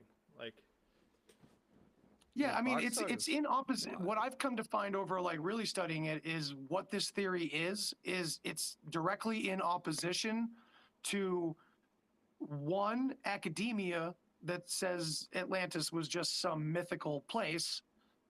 And it's also in opposition to most of the alternative thinking world that's like, no, Atlantis was real. We found it. It's here. It's there. It's in the Azores. It's in the Atlantic. It's this one place, or it was a global civilization right before the Greeks. It's not the name of it. It may have evolved into the name of a location because of kind of like a natural game of telephone. Right. But in the beginning, it was a phrase to describe the conditions in which certain humans found themselves in. In this Right, myth, like there may it's- have been places called Atlantis eventually, right? Or like there could have been Mhm. things like There's that, but multiple, you know. Well, But when you what's- think about too that all the land's ice, lands, the only countries named with the word land at the end are in the northern hemisphere. Yeah, right. can you Other get than into Thailand, but that's a later change, you know. can you get into like wasn't there like an idea of because to be honest with you, Andy, the only time I ever heard about Box Saga was from you, right? I So know. and to be honest, like I said earlier, like there's just not enough time in the day to fucking No, consume it all and it's so dense, unfortunately. But Yeah. yeah, if you have any Right. direct questions, I can easily answer it. And Yeah, it can open um, up many different conversations about Can I Well, the different say things. thing- you know? one thing about it really quick? But Hmm. the most fascinating part I think about it is the language system and how it, like, for lack of a better word, fact checks itself with the Yeah. way you enunciate the words. You can tell if someone's like telling a fucking lie or something if they're not saying the words right. I don't know. It's The super. That's vowels. another. If you're, this is another reason to just look into the fucking Box Saga because every aspect of it is just goes forever. What's weird is that like what I've found as a skeptic over the years when I watch anything on Gaia or just YouTube or podcasts or anything, you always like the host, if the host is good and really asking critical questions, any guest claiming a lot of ancient truths or this or that you get to a point where something is taken on faith or something is from someone else. Mm-hmm. You know what I mean? And unfortunately, for the past, again, I've been in this for 20 years. It's always been the same stories. It's always Egypt, Babylon. These are the places we're supposed to focus on for all like the origins of every bit of mysticalness that exists in the world. These are where things happen first. Sumeria is the cradle of civilization. Whether it was aliens or gods or just humans, that's the cradle. No, we Right. exist so much further back than that. Yeah. And I think the biggest trouble with the alternative community is we have so many different conflicting ideas about the Mhm. past. And it's like a lot of Christianity, to be honest, really heavy Christianity in the alternative conspiracy world. That's Because when so you think about weird. it, a lot of the theories we have are very biblical and Judaical and It's And what it's is that? also so Is that on purpose? mainstream. What? It's all like it's also extremely mainstream. Like, I mean, if you think about a horror movie, they're usually based on like a biblical aspect, like a demon, Right. like, Exactly. Yeah. um. But I want to hear Yeah. what Jeff has to ask about the Box Saga. Yeah, I mean, Yeah. Sorry. I was always interested in like wasn't there something about the lands in the north being not frozen and like an advanced civilization living there? Yeah. I mean, we have that theory already, kind of in popular conspiracy theory about Hyperborea being this northern land that's hidden on the maps or something. And there's a magnetic mountain in the middle, which those things are really interesting because they're not just Mu, conspiratorial. yeah. They kind of line up with like some interesting geomagnetism that we talk about, a lot of people talk about. What's interesting about the Box Saga is it's like you're hearing a story from a group of people that never heard conspiracy theories, but they're almost like proving to be the source of every conspiracy theory. And it's a little twisted, like almost like, have you ever seen the movie Big Fish? Yeah, It was yeah, a yeah. Where Tim, it was a Tim Burton movie. the It was dude, about a man who was just tired of his father always telling tall tales about his life. Every story he told about his past was just fantastical. There was giants and all these things that didn't really exist in the real world. And when he finally went to his dad's funeral, all these people showed up from his past. And he saw that the giant was just one of those deformed guys that doesn't live very long, that was very, very tall. And like, so all of these things that were fantastical were just allegorical for more human, real things. And that's what the Box Saga does more than anything to basically all of our conspiracies. Like the ring, the ice wall, the big ring of ice around us for the flat Earth, that may just be a coincidence, but the Box Saga has this thing, the crisis time, right? The Atlantis, where this ice age happened. Well, the mythology of the Box Saga claims that this happened because the Earth fucking tilted on its axis, and it wasn't tilted before. It was in balance. So Ball I mean, and lance. that's in the a fucking sword. Bible. let me ask you this. basically, Oh, go ahead. yeah. Keep going. No, keep going. You're good. Finish your thought. Well, I forgot where I was going. So. Fuck, man. I'm sorry, dude. I didn't mean to cut you No, off. it's okay. What, ask me the question again. Yeah, well, you Yeah. were bringing up like popular Have things you about the ever- North anyway. So Yeah, have you that's- ever gotten into like the Thunderbolts project? You familiar with them? It sounds familiar. Remind me of it. They had this thing on YouTube. There's a actual organization they're working on shit, but Oh, it's like this is Electric Universe. Electric Universe. Yeah. Yeah, and I like love Electric Universe. fuck yeah, man. And like the idea is that the you know, I'll try to put it in a nutshell as best I can remember it. So forgive me, internet. But I think the idea was that like the Earth, Venus, perhaps Mars were like in a synchronized position flying through, I guess, whatever you want to call spaces, the ether, space, whatever. And boom. And then at some point, other objects being Jupiter. And I think Saturn was part of our thing. Saturn was our original sun. This is where you get like the Saturn cults come from, right? So Saturn was like our main body of our solar system as we tracked through in this perfect alignment, right? And because of this alignment, when you looked up in the sky from the Earth, you had these these shapes from these massive planets and moons and shit that were all perfectly aligned due to the electric universe and like the electromagnetism and all these types of phenomena, right?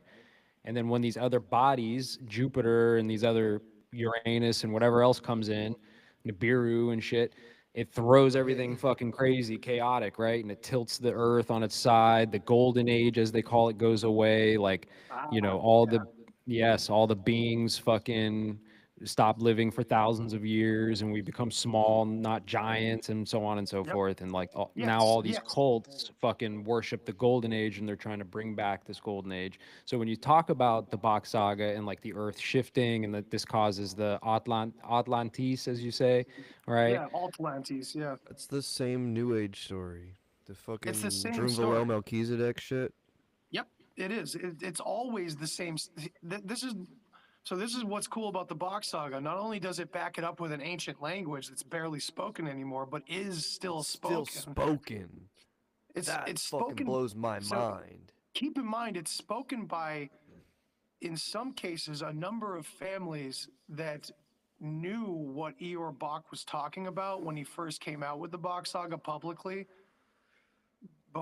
And he was the only one that ever, it's a family story that came from his mother who was dying. And the only reason why he told it at all publicly is because she was dying and she died. And he was the last Bach. So Super without interesting. that, these synchronicities still line up. And keep in mind, Eeyore Bach was an illiterate man from pre-internet Finland. And a lot of the things that we talk about in like I have a Telegram channel called Bach Saga English. I only call it that because there's already 2 or 3 other channels in Germany, Sweden, Finland. There's other Bach Saga channels already, but this one's mainly the English speaking one. A lot of the things we talk about are pertaining to discoveries that have been made way after Eeyore Bach has died. Way after, he proposed all these things that weren't common knowledge. Things that you see on Netflix or documentaries, they weren't available in the late 70s and early 80s. Like, if you're from Finland, you can read some books, but if you're illiterate, that may be a little difficult. This man would have had to have knowledge of so many different cultural mythologies from around the world, and also newly discovered ideas about migrations and things like that that we didn't know until the late 90s, early 2000s, that changed the course of history. It's so when people say that Eeyore Bach must have made this up to be part of his weird sex cult or something, it's a premature way to judge the Bach Saga. There's a lot of hard questions that can be asked about the Bach Saga that can't be answered. To be fair, And though, that's there's very weird fair to sex say. cults Like, you about have to say that the language claims to answer all the questions logically, but looking at it from like an anthropological viewpoint, you can't just accept that. And you have to go, well, okay, the Bach Saga claims that paradise time lasted millions of years. We have no proof of that. We have no proof that Atlantis started 50 million years ago. More likely it started 30-something thousand years ago when the Little Ice Age started. Right. Yeah, see, I'm with that type of timeline and stuff, I want to be clear, I'm not necessarily saying that everything in the Thunderbolts project, because people in the chat are I'm saying that they're, but it's just They have interesting. a narrative too. They have a narrative too. Keep that. Of course, in mind. yeah, but it's all interesting. All the information is interesting, and if you put it all together, you kind of come up with your own, Yeah, and Jeff, image of what's going what I've on. been saying earlier throughout the show about being black-pilled and stuff, that's what I do like about your show, though, is that you're not saying you believe any of this stuff. You're just like, yo, like, just look at this, Yeah. and, to think about it, like, There's a few things, there's I have some ammo, right? I carry a little thing of ammo for when I have to convince somebody to, like, pay attention, right? And those things are Right. usually pretty dark, like black pill things, right? It's things that the government has done factually, and I could be like, boom, look at this, Has to be that. Right, but that's and then the idea of demons your and show. shit. You're not trying to push any ideas on anybody. You're just trying to get Right. people to fucking think for themselves, dude. And I Right. That's I why, like, respect that so much. I always got so mad when I would see like a really great Instagram video of someone at a town hall or something about the vaccines or things like that. And I was like, oh man, I could show this to my sister or my parents. And then suddenly they would end it with like, and by the power of Jesus, I know that God, blah, blah, blah. I'm like, I can no longer show this to anyone I care about that is for the vaccine. So, you know what I mean? Like, It's like you they're had just us in gonna the go, first oh, it's half. one of those religious people that you've been making fun of for 20 years, Andy. Yeah. Well, that was a really good psyop. I mean, I noticed that COVID, especially, it woke a lot of people up, right? But it also, a lot of those people that woke up, they got woken up, but still pulled into like this weird psyop version of waking up, right? Right, So, dude, Many right. versions. Yeah, like it was almost as if like the intel agencies were just like waiting there with a net to catch all these new open-minded people to kind of bring them into this new little box of like, hey Oh, man, 100%, dude. you know what I Totally, mean? 100%. Like the Totally. 60s part two. Dude, dude, Exactly. exactly. Yes. Yeah, exactly. Now, I'm not necessarily, Esalen is no longer a fucking college. Psychedelics are It's a booming nation. again.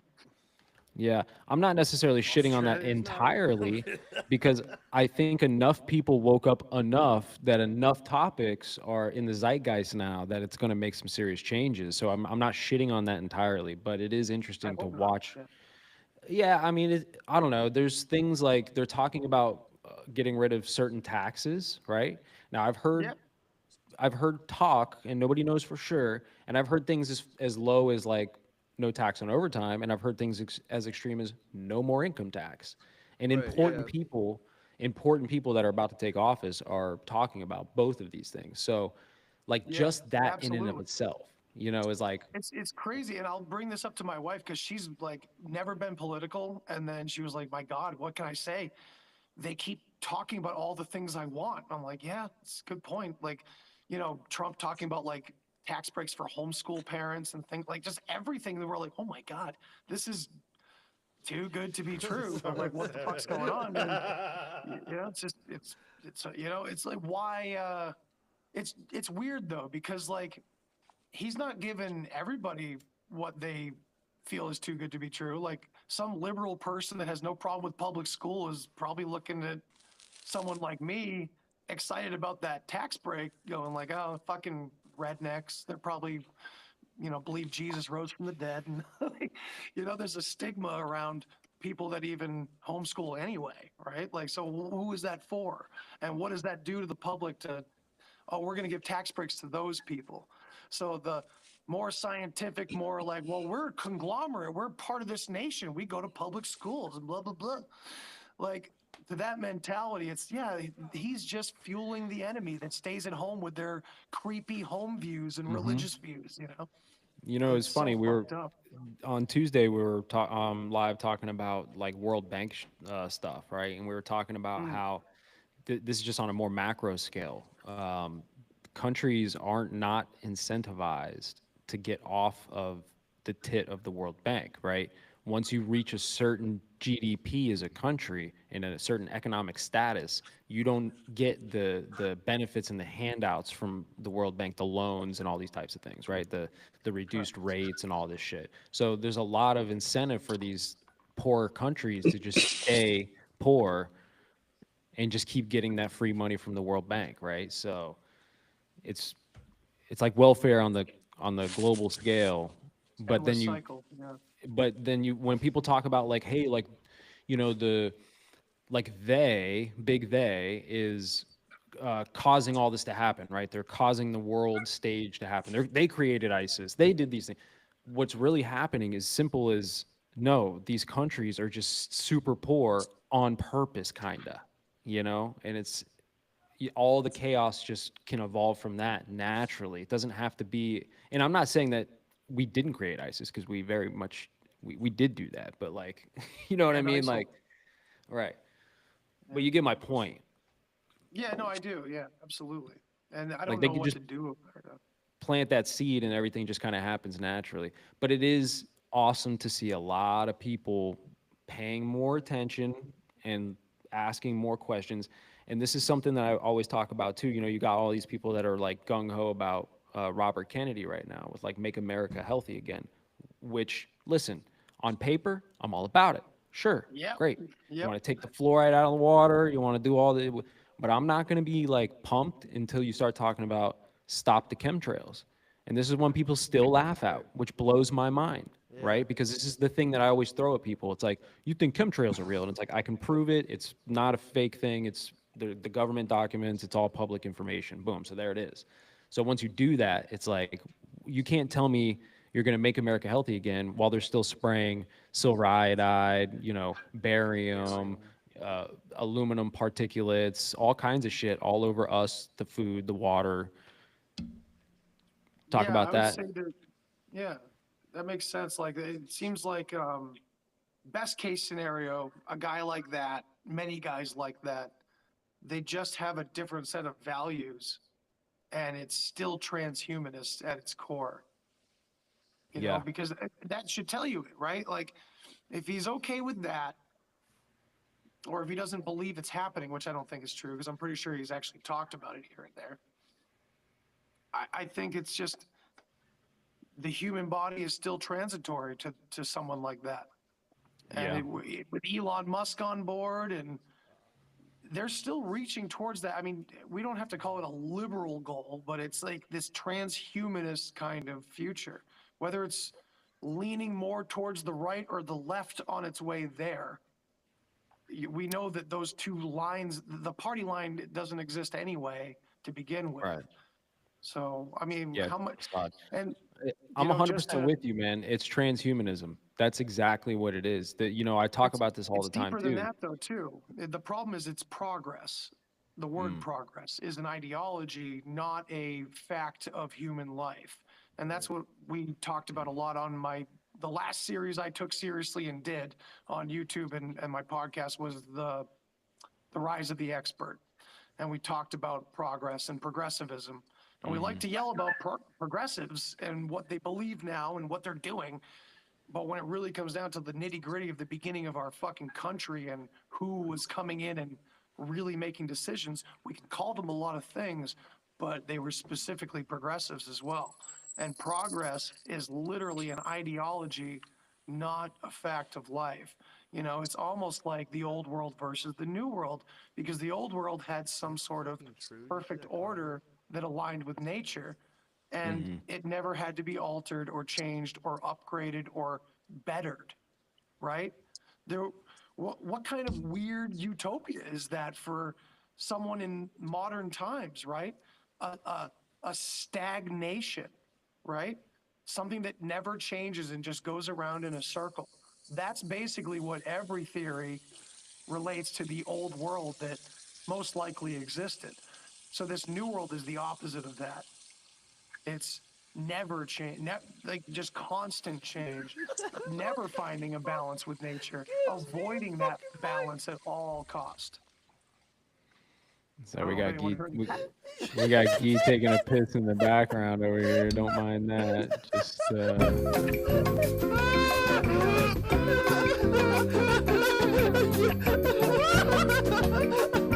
I know his house. He just came out of the bathroom. I feel like that needs to be uploaded as a clip with the same audio.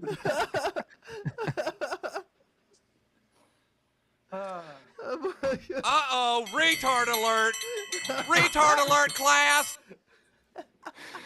that's He used the funny, R word. dude. Go full retard. Never go full retard. No, but yeah, dude. Progressivism is the devil, and it's more than just because like gay people exist. It's not. It's not like what Republicans yell about progressivism about. It's way fucking deeper than that. Is that I they like the way convince us you, that we have to just abandon our roots.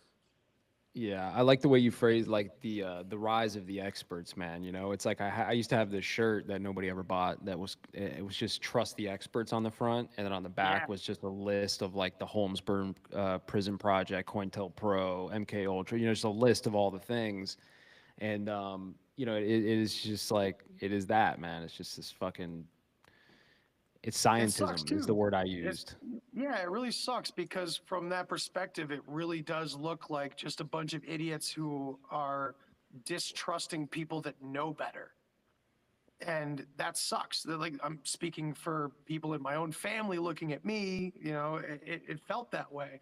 And it's because we're all so indoctrinated into our experts and Yeah. experts about everything. Like I remember being a kid, like just because we were speaking about homeschool before and I happened to homeschool my kid. Like I remember being a teenager and hearing a Daniel Tosh joke. I don't remember what the setup was, but the punchline was, well, that's because you were homeschooled. And everyone died laughing, including me, even though I didn't know anything about homeschool other than what I was told about homeschool. It was a bunch of redneck Christians that just are scared of anyone messing with their kids' brains. And that seemed weird to me and funny at the time. Now, as an adult, as a parent, I'm like, Yeah. Like, what the Right, dude. Yeah. I'm homeschooling my boys. Fuck Yeah, yeah, man. man. I was homeschooled for a time, not long, but for a time. Yeah, you're not weird. You're a good person. I was kicked out of every school I went to, man. I was a little shithead. I was a Same. troublemaker. Yeah, Good person. Good person. yeah. Right, right. The mind control didn't work on me, man. Hell Yeah, It just yeah. didn't work on me. exactly. That's all there is to it. Fucking Sigma males, man. Absolutely, dude. so Yeah, no, it's definitely crazy, man. Like the way that everything is just kind of like pushed towards this. Like I said, I use the word scientism. I like the way you called it, like the rise of the experts or progressivism. Like it's definitely It's an like the abandonment of the battle. past. Yeah, and you know it's funny because I've been talking about this. This is why I was never like gung ho on Trump or anything like that. Is because you know I have no what's the word? How do I say this? Like I'm not crazy enough to think he's on my team, right? Now you could talk a good game. You could talk a good game, right? All politicians talk a good game. On paper, everything looks fucking great, but it's like, Right. you know, he might not be on my enemy's team either, though. So that's the things, right? The enemy of my Right. enemy is my homie, right? So, but Oh, he's still yeah. on It's that almost like trans. someone like Homies help you, from your homies. perspective, can really be Adventure the time. only person to really know what the difference is between like the lesser and the greater of two evils, because you Correct. really understand that this really is just the lesser of two evils Yeah. that probably doesn't align with me on most things still, you know? Yeah, transhumanism is better than no humanism. Let's just put it that way. That's kind of where we're going with it. So, like, if Delayed it, transhumanism. yeah, if we're talking about on an individual basis, yeah, I'll go to the grave not getting the Neuralink, okay? But if we're talking about on like a global or flat plane, whatever your belief is, human existence level, like all or nothing, all right, man, I guess sign me up for the Neuralink because I'd rather have it with everybody else than none of us be around because we all got Right. sucked into World War III. You know, it's right, like, dude. God, that's Yeah. Progress, right? The Just to fucking- find out, will it work? Will it do something? So I guess there's your that's- fucking black pill, Shane. That's why we do the podcast, I guess, now, because we're trying to stop the fucking that from happening. Like, I guess I guess I forgot. I forgot that. I just got sucked I mean, into how look, man. awful everything is. But it's like, really, we are just trying to fucking help people, dude. It's just like, dude, just don't suck the fucking mainstream's cock. Think for your fucking self. That's all we're saying here. Yeah. I think unfortunately what our podcasts are about is the inevitable. Right. Unfortunately, I'm not trying to be a downer, but like there's a lot of things that are going to come to pass that we hope that not just our podcast, but as these topics get more and more out in the public view, that we're gaining leverage over this not happening. But look at all the public exposure of how dangerous AI is inevitably coming or becoming. No, And dude, you- we you got admit nothing to it's- worry it's- about. It's It's fine. never, yeah, it's never so. We're fine. Dude, humanity is jacking off to how scary it's getting. My intro like, "Oh my video God, was can I you made I believe it?" generated that with AI right before we fucking started because I don't have a video intro for my shows. I looks do an good. audio podcast. It It's all right. fucking looks good. It's This all whole right. podcast right now, this whole live stream is being operated through AI. That's like Riverside's big selling point. So it's like, Oh shit. I say Yeah. please and Look at thank you to us. my chat GPT, so I'm sweet. Next year you'll be able to sign up for the premium service, which turns us all into like crazy Greek gods or aliens or whatever. you know, there's a certain level where you have to kind of like succumb to the progress, right? Like, you know, you can't. I mean, either you can go and live on a farm somewhere, which is really the ultimate goal for me personally, right? Like, I would love It's to a be lot of in my hard fucking fucking woodshed right work, now dude. doing this, and not in my With the internet, yeah. right, not in my rental spot here, fucking in the city, basically doing this, right? But Right. you know, you have to kind of go, and I always talk about this, like this is why I play with AI. This is why I'm into like crypto and like these types of things, is because I don't want to be the 70-year-old dude who can't figure out how to use the internet, who can't figure out how to use my smartphone, who can't figure Right. out how to You wanna know post what's something on going on. Facebook. Right. I want to know what's going on. I want to be able to at least basically keep up on a normal level. And I truly think, no, this isn't even like fear mongering about AI, but I do think that we are getting really close to a point where like AI is going to hit this point where if you're not capable of using it, just basic shit, then you're just going to kind of get left behind. You're going to be that 70-year-old that can't post on Facebook, you know? I'm already starting to feel that way, man. Yeah. Big time.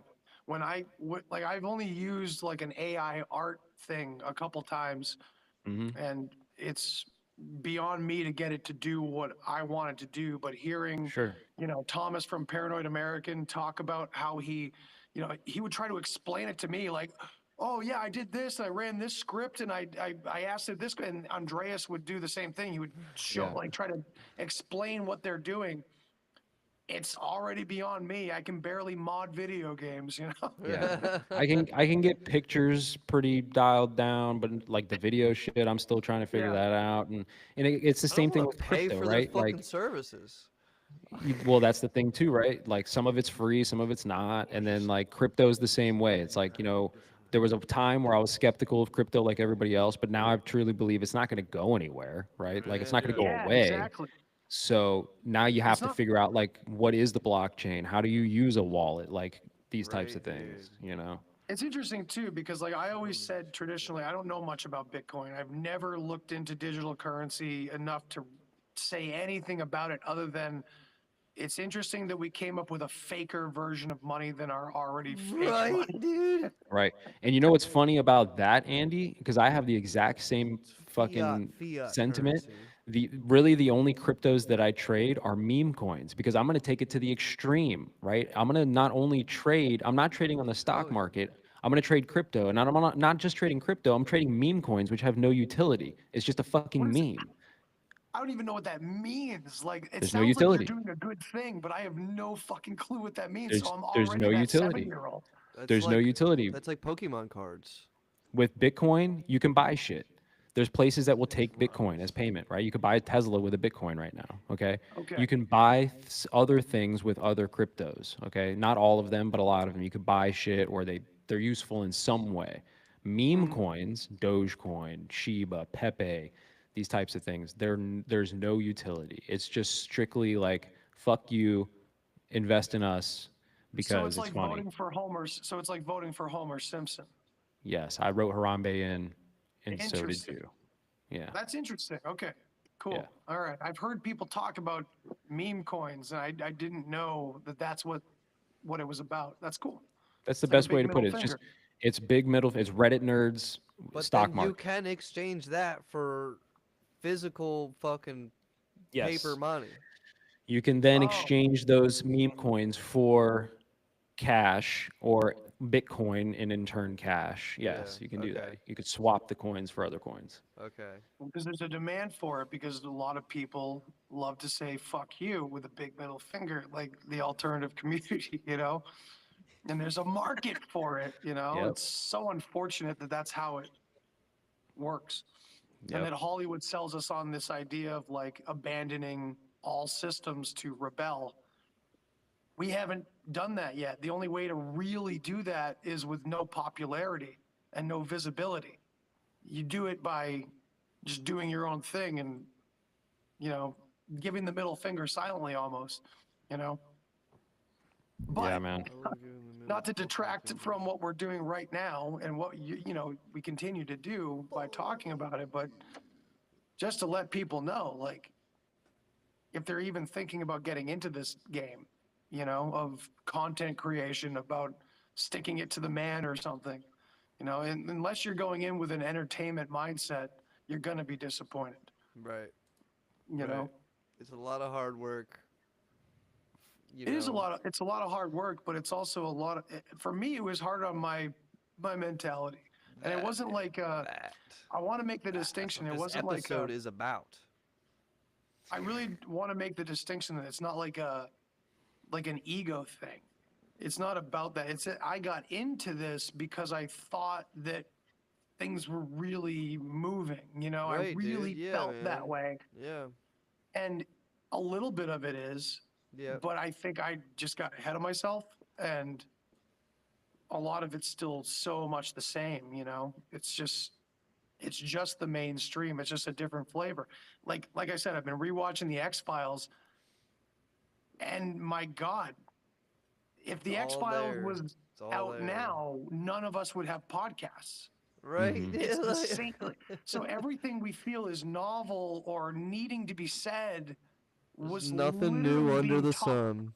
Nothing new under the sun, but also advertised by industry and Yeah, the right. machine, like in television programming forever. Like it's unreal how, and you We could say just- like, well, yeah, they're telling us the truth. We just what have the truth? they live glasses, dog. Come on. Well, what I'm saying, like, you know, people really run with like, well, yeah, but that's why they put it in the TV shows and the movies, because they're telling us what they're doing. And like, oh, really? Well, the X-Files tells us that there's no aliens and that it's just a bunch of fucking assholes looking out for themselves, pretending it's aliens, fooling Mulder the whole time. There's so, this 70-30 are they thing. telling us something? Yeah, yeah. Yeah. You know? What are they telling us? Are they telling us anything? Holy shit, that was. They're a telling us fucking- whatever the fuck they want. That's the thing. It's just a big game to them, man. Maybe it's big yeah, game. maybe at some point there really was a narrative to tell the public. Now I think Project Monarch has kind of come full circle, and MK Ultra is the public. Yeah. So Yeah, it's- yeah, there's- they don't have to do it anymore. People are just They don't need bred acid when into they it. have This the internet. motherfucker's spitting. This- Yeah. Well, that's, you know, God. listen, that gets into the Lucifer's technology shit, which I love as well, man. The idea Didn't you that, just talk about that? You had a podcast just the other day about that, didn't you? yeah, I talk about it all the time. It's one of my favorite, like, things to lean into is like, you know, because I do believe there is a level of spiritual warfare happening, right? There is something going on with entities. I don't know, call it interdimensional, call it angels and demons. I don't know what it is, man, but there's other shit happening outside of our perception, okay?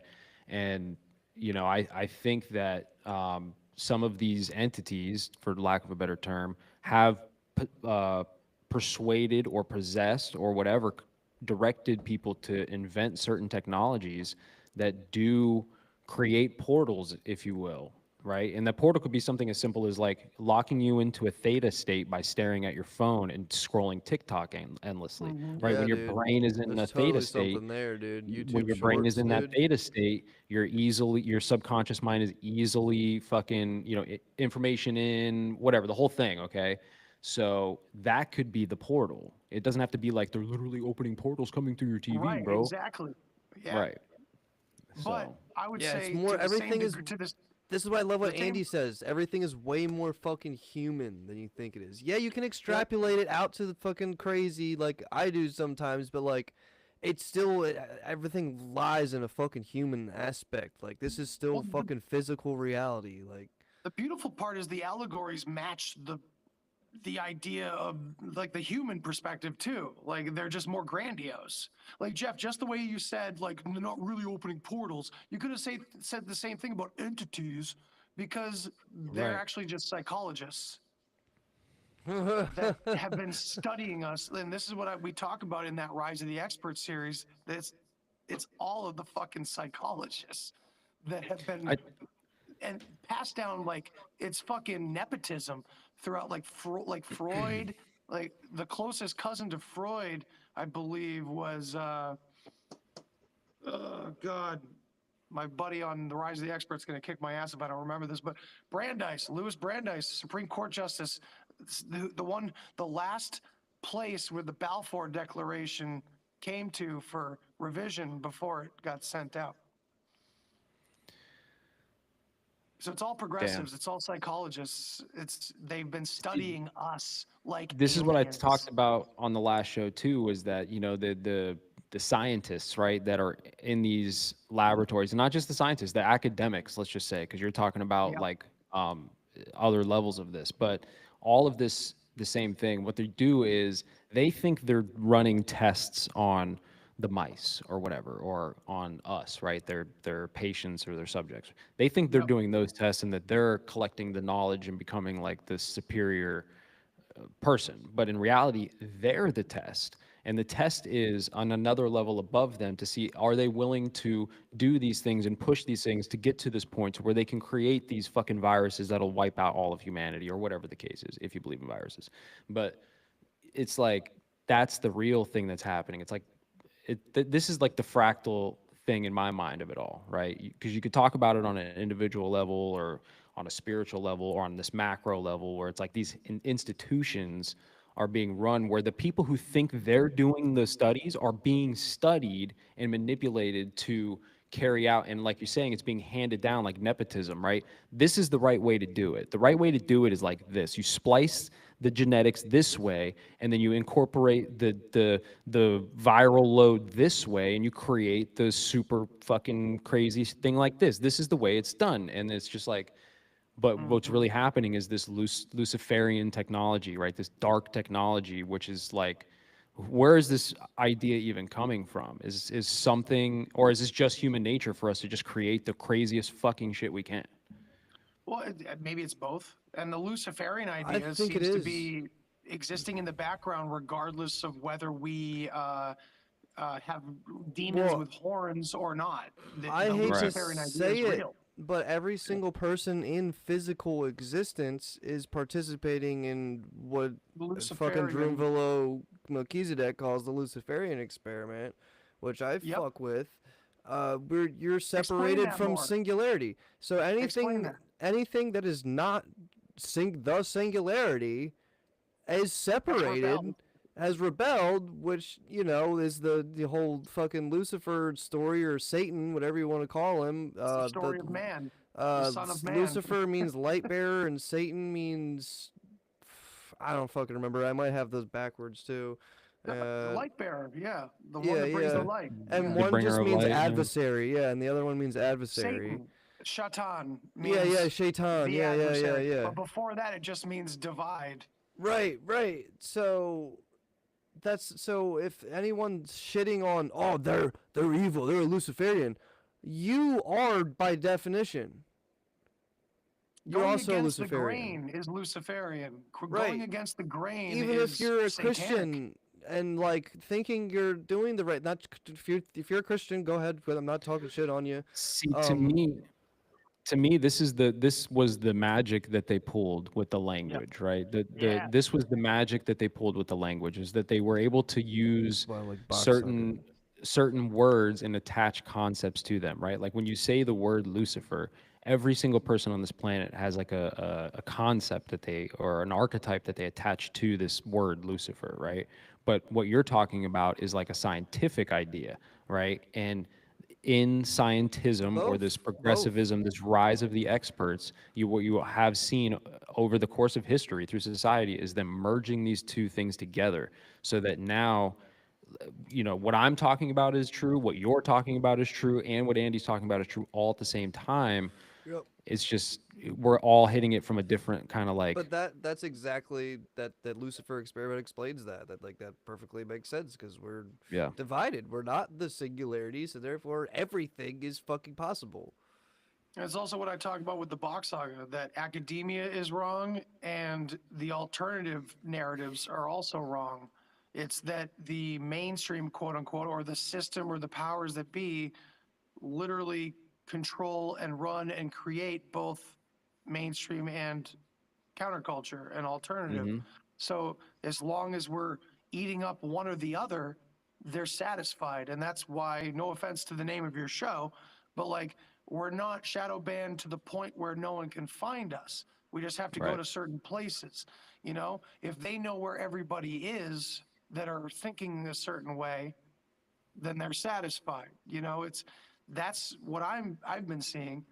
And to further that, I've been seeing it leak into real mainstream, right? You see Fox News and even CNN come together as one when it comes to UFOs and aliens and congressional hearings on naval officers seeing UFOs and things like that, because it's a narrative that's appropriate and maybe sanctioned.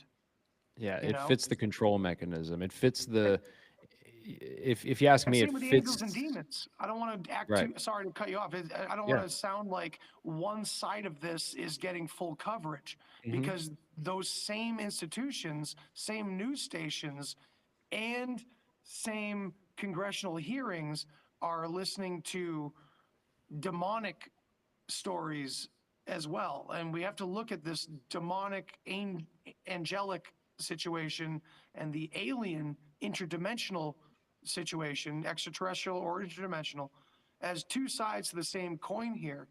Because when you know a lot about history, that was used for a fucking long time. And now it needs to be kind of upgraded because of how secular society has become. Not entirely, we still have both, but one or the other is needed. You know, it's Yeah. just like I say, mythology is not what academia says, which is just bullshit stories by man made up. And it's not what alternative people think, which is all, let's take it literally. You know, there's a story there that can't go away, but they need to create two versions to sell to the public so that they can just continue arguing about two false ideas. So you think it's somewhere in between, or do you think it's somewhere totally off? Well, like, right, gods aren't different? fake. Gods aren't fake, but they're not magical. They're real. They're human. And God was a word that came from High German that meant good within. So And even from the the word God, crazy which starts it aspect all, of it, the word angel and elf are the same word. You know, Right. neither of them had any mystical meaning originally. They were words that described human occupation, titles, names, surnames, things like that. Sprite, gnome, leprechaun. Leprechaun has something to do with armored soldiers. All these words had human meaning. This is again where I go back to the Northern Hemisphere, where all the gods, the evil pagan gods, there's many, right? So you can't take idols. All these pagan gods, when you read stories about them, they're human. They lose limbs. They have egos. They fall in battle. Like all these stories are about humans, but they're called gods because God meant something. It had to do with good within. If you're good within, it's kind of like talking about intuition. Right. And this brings us to the word dragon, which before it had an association with like Lizards, celestial flying lizards. things and fire and stuff like that and lizards. Dragon came from Durkastai, which was a verb that just meant see clearly. And this evolved into the deathly sight and how dragons will stare at you and you'll die because they have deathly sight. But what it really is the death sight, the sight of death, the humbling, The ego death. the humbling of internal gnosis, good within. So all of these concepts that have been extrapolated and pushed outward for you to worship something out there all has to do with human behavior, consciousness, occurrence, human nature, human story. And until we can fact check those linguistics and say, well, there's another reason why there's another reason why this word dragon existed before the myth of the flying, fire-breathing reptile. I'm going to go with the origins of the words, and they all stem from humanity. So they're not just lying about aliens. They were lying about gods to begin with. Or not even lying, like a lot of the myths around the world, if we're looking at these words as like whoever they is, have actually fucked with the meaning of words, then none of the cultural myths have to be propaganda. They are just talking about humans coming to help or humans coming here, humans coming there. It doesn't have to be propaganda or, oh, this religion's text got mishandled or controlled by the government or something. No, they just have to manipulate the meaning of the words. And then we'll just forever think of this exact narrative. Everything is external. There's gods. They're either aliens or supernatural, but they came here at one point and did it for us. Yeah, Talking I about think taking away our power. I think that there's somewhere in between. My personal opinion is just, it's somewhere in between. I do believe that there must be a creator of all of the universe, like the Oh, entirety of this isn't everything. taken away from that. Sure, yeah, no, of course not. But I do think I that agree with you. there must be another layer beneath that of other beings, right? And like you said, maybe there were just humans, right? That were just super popular or whatever, like, or maybe there was something coming here from another rock in fake space, or maybe there was some beings from other dimensions. I don't know, but there was definitely some like layers of like, hey, ultimate being exists out there somewhere. Also, other beings did some crazy shit that was crazy enough for people to write down in ways that would like persist through, not just through like tablets and shit that we dig up, but like through the Timeless. archetypes that have been like Right. weaved Or the into word archetype. We everything. have archetypes. Right, that's what I'm saying. Do you know that you guys are familiar with Enki, right? Enki and Enlil. Sure. Yeah. Do you know what Enki means? No. Archetype. Okay. Wow. What about Enlil? And isn't he the archetype for the constant savior of mankind, fighting against his own brother and the family and everything else? Right. And like what very- Saw and or See, I almost Cain wonder and if Abel. those archetypes were created by a structure of society at some point in past, right? Like, what if, track with me here for a second. You go back 30,000 years to the last cycle before the Ice Age, okay? When these other cultures were existing. Maybe the world intel agencies back then concocted these archetypes and these like prophecies, right? To like do the things that they do to control. And here we are in the next cycle, and some of those archetypes were so powerful then that they just persist now, and the same intel agencies are just fucking using the same shit. And the only reason I'm using the word intel agencies is because I don't really have a better term off the top of my head for it, but Yeah, powers. Yeah. powers, right? There you go. The all-seeing eye. Secret right? Like, whatever. societies. Yeah. Sure, there you go. That's probably a better Well, better secret way. societies where they were the only ones that could like read and write, Right. So That's that's what we're probably really a better talking about. example. But because like you listen to these guys like Graham Hancock, right? And I do track with him when he talks about this idea of these bringers of knowledge to these societies after the Younger Dryas events, right? After the end of the last ice age. I do think there was probably some people going around and trying to offer help or offer knowledge and learn from these other cultures that were here. Well, I mean, think about all the but new shit people was come up that? with nowadays, Well, like, that's and what then I'm think talking about the about. ayahuasca. Like, the people, like, the ayahuasca people say, like, the plants told them how to fucking make ayahuasca, Like, how do you explain, Yeah, Terrence McKenna used to talk about that shit a lot, like getting information from the mushrooms and stuff. Absolutely. I think there is a language among, well, this is, again, these are pagan ideas. These are ancient ideas that nature had a language that you could connect to it and you didn't need progress or technology or anything like this, And, yeah, we fight against it all the time.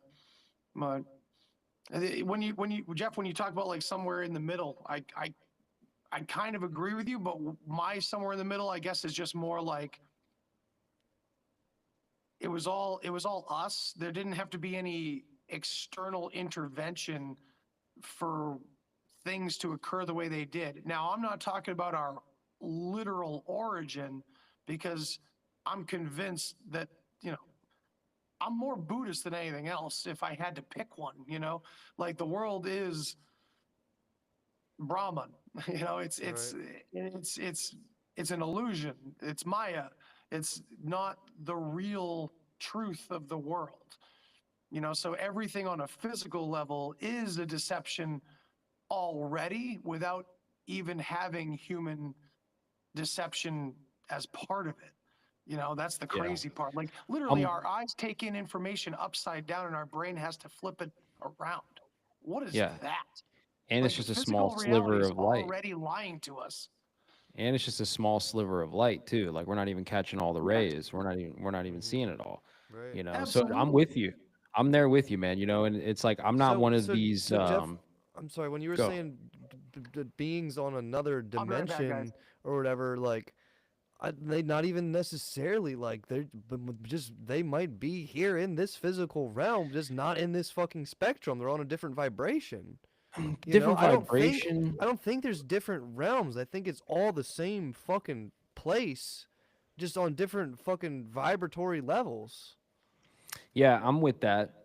I'm definitely with that. I mean, I don't know, and it could be as simple as they were the beings, like what Andy talks about with the Box Saga. You had this area that was not frozen over, and there was this advanced civilization living up in the north in this area, and those beings could have been, and we call them humans. Those humans could have been the ones that came and started meddling with things, and Right, right. they I were the think ones that were is written the about. story of Box Saga.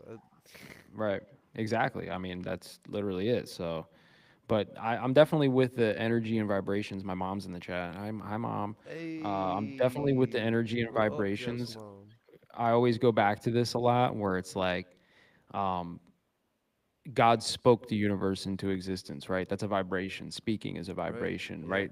The Buddhists believe that the sound of the universe is the Om, the Om, like that is the sound of the universe. That is a vibration, right? So I do believe that everything, and if you believe the theories of some of these quantum discoveries and all this type of shit, like that is exactly what it is. Everything is vibrating on a certain level and a certain frequency, and maybe there is beings operating on different vibrations, lower, higher, inner, outer, whatever it is. Definitely something going on. Right. I think I that think what we would find in those other dimensions is if we were able to access it, that's when Shane and I would have to press the red button and we would all realize that consciousness is one thing and there's no such thing as separation, Well, which they- New Age loves to talk about until they have to give up their personality and not travel the Right. stars like a superhero after they die. right. Yeah. Well, I think they did figure that out. I mean, if you ever got into the gateway process, you guys ever look into that before? Yeah, willingly little bit. released to the public by the government. Now, Yes. that is the thing, right? Of course. But with any of these psyops that were like that, the government releasing the shit to the public, there's always bits of truth in there. There's little nuggets of truth in there. So Absolutely.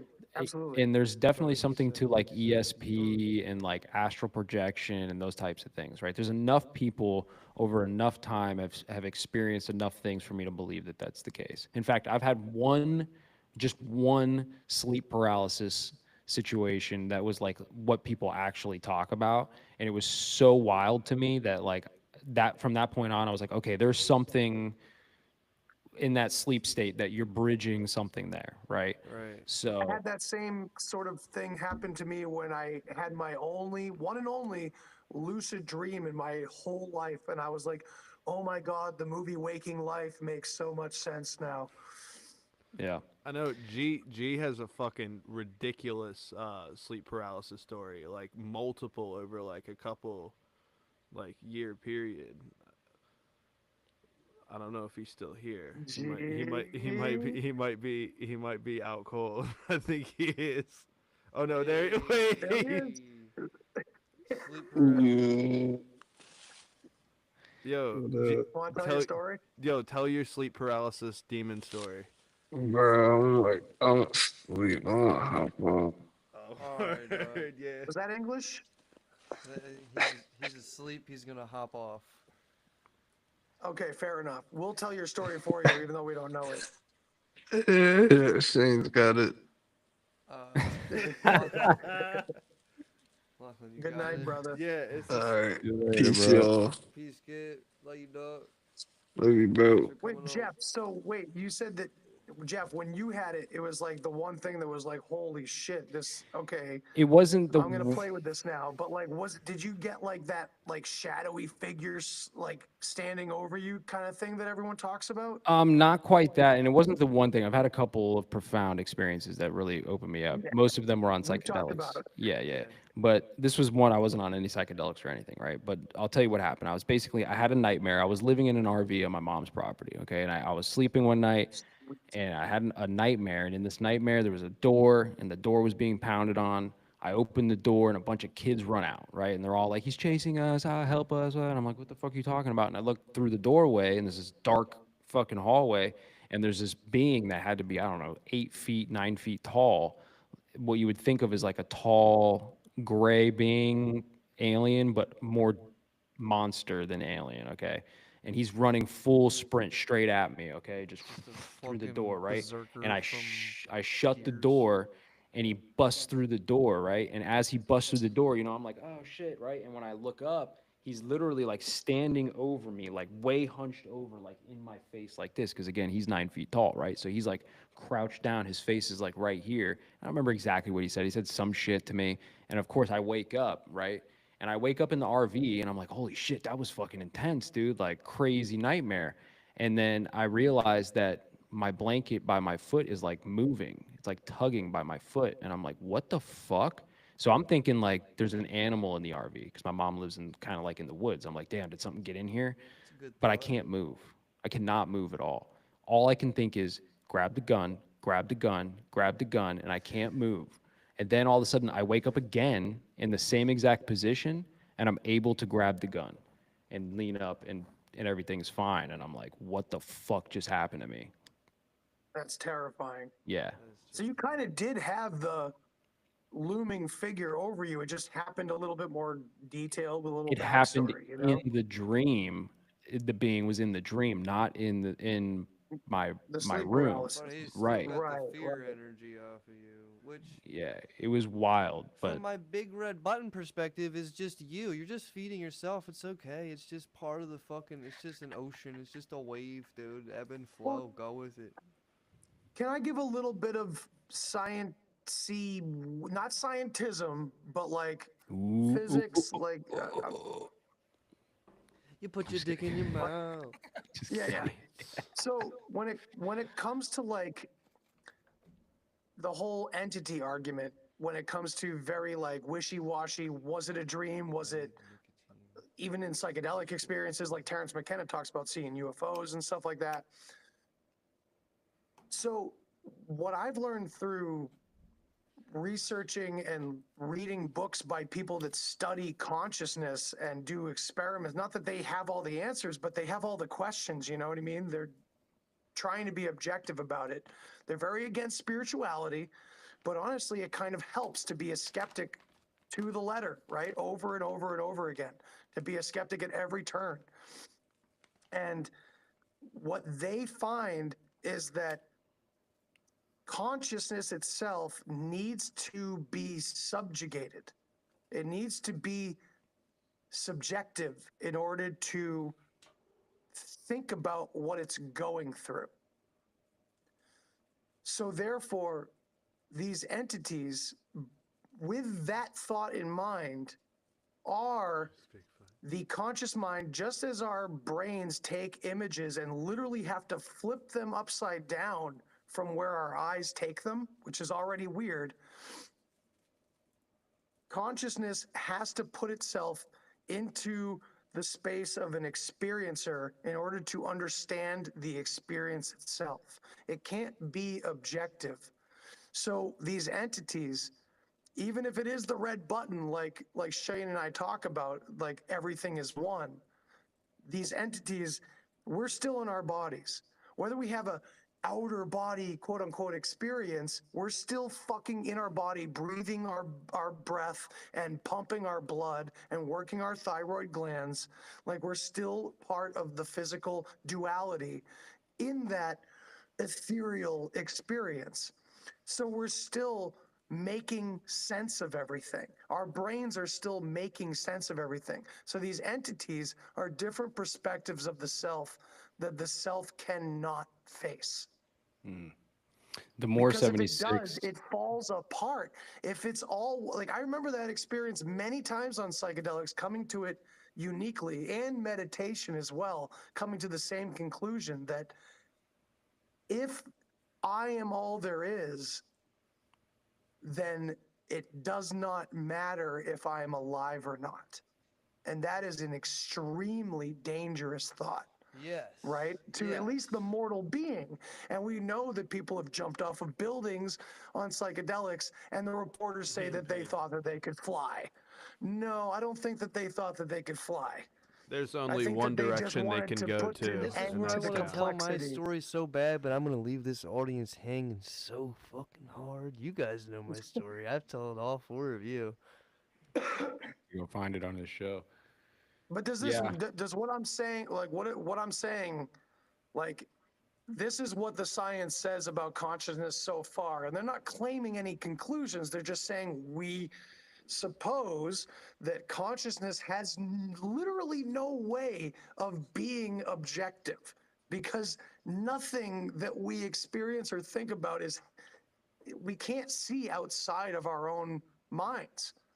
So everything has to be interpreted through the lens that we understand it Yeah. already. Right. So therefore, these phenomenal experiences of self have to come forward in the form of visitors or spiritual teachers, or like my wife calls it, the like spiritual guides and stuff like that. And she sees me roll my eyes and she knows my perspective on it, and she accepts that and goes, but if I believe that they are other entities, doesn't that make it legitimate? And to that, I have to say, yeah, kinda. As long as you're reading your life like a story. I like to Because give a that's what shout it out to is. Lehman Dollins. You know, belief. I hope no ghosts have knocked him off his couch lately. Dude, that's fucking crazy. But you know, belief is your only limitation. Absolutely. You know, or not, or it might unlock something for you. You know, but Could be both, right? Exactly. It can Yeah, definitely it's be pretty- your prison. The more 76 wants to know, he says, how has this guy not figured out that the earth is flat? And I just want to say, the more, if anybody, hold on. I got you, How Andy, we hold on. figured out that there's no definitive answer to that yet? Hold on, I got you. Exactly, dog. I got you, Andy. I got you, bro. I just want the more to know, right? Because the more is always in my chat. The more's a loyal out. homie Power here. to you, Hell man. yeah. If anybody here has probably taken the time to try to fully understand the proper model, I would bet Andy's probably spent a thorough amount of time. So if he's come to the conclusion that the earth is not flat, it's not because he laughed at it. It's because he looked at it and he decided it's not. So Here's the thing. I'm not convinced of the model that's given to us. I'm just Sure. not convinced of a model that's thought up in a opposition, a perfect duality to Right. the one that's sold to Yeah. us. also given As to I've us. talked about a number of times on this podcast, they like to sell the two opposite ends of a story to a willing, drooling fucking public to sell one or the other and act like they know better. Yep. Yep, 100%. Again, it's And somewhere in again, take between. a fucking camera around Antarctica, and until then, shut up. It's got to be somewhere in between because there is a lot of questions that can't be answered on both models, right? Like I could go down the list of Absolutely. the Yeah, heliocentric NASA's model. really fucking shit. Like, I think people. Yeah, nah. Do people really think I'm going to turn around with everything that I've said already in this podcast and go, oh, but I'm a fan of NASA? Like, I'm not a fan of Bart Sabrell because he uses I don't even know footage who that that is. the government would have killed him over if it was real. Yeah. You know, so like that shit Yeah. that he puts, like where the Apollo mission was filmed from the back of the LEM to make the Earth look further away. That's the most compelling shit I've ever seen. Now, granted, I've never seen a NASA employee dispute that footage, but I don't know, I've never seen anyone like dispute that fucking footage, which is kind of weird. You know what I mean? Yeah. That may be true. I also don't believe we went to the moon when we said we did, or if we did at all. Like, I don't buy Yeah, the definitely not. NASA line, but to go the complete opposite way and just conveniently biblical. Yeah, no, sorry. It's somewhere in between or off the beaten path of the two narratives, right? The two major narratives. That's what I Absolutely. think. It's always And, in and the this crack between. this is why I believe in, like, and I'm not even going to say believe because I'll quote the Crow, right? Crow 777. The belief Oh, is the yeah. enemy of knowing, right? Hell yeah. Hell Basically, like, what I kind of think today, I guess, is the right way to put it, the electric universe, right? That's making the most sense to me. And when you start thinking about that, like the what they're telling us about space isn't correct. Some of the physics is tweaked. You know, there's all these types of things, and that can account for a lot of the weird shit and the weird phenomena that both of the current models don't really talk about very much. So, like Electric Absolutely. Universe, I'm leaning more Electric Universe these days right now. I'm with you, man, because you find that third option that got brought up here and there, but was always pushed down viciously by the state.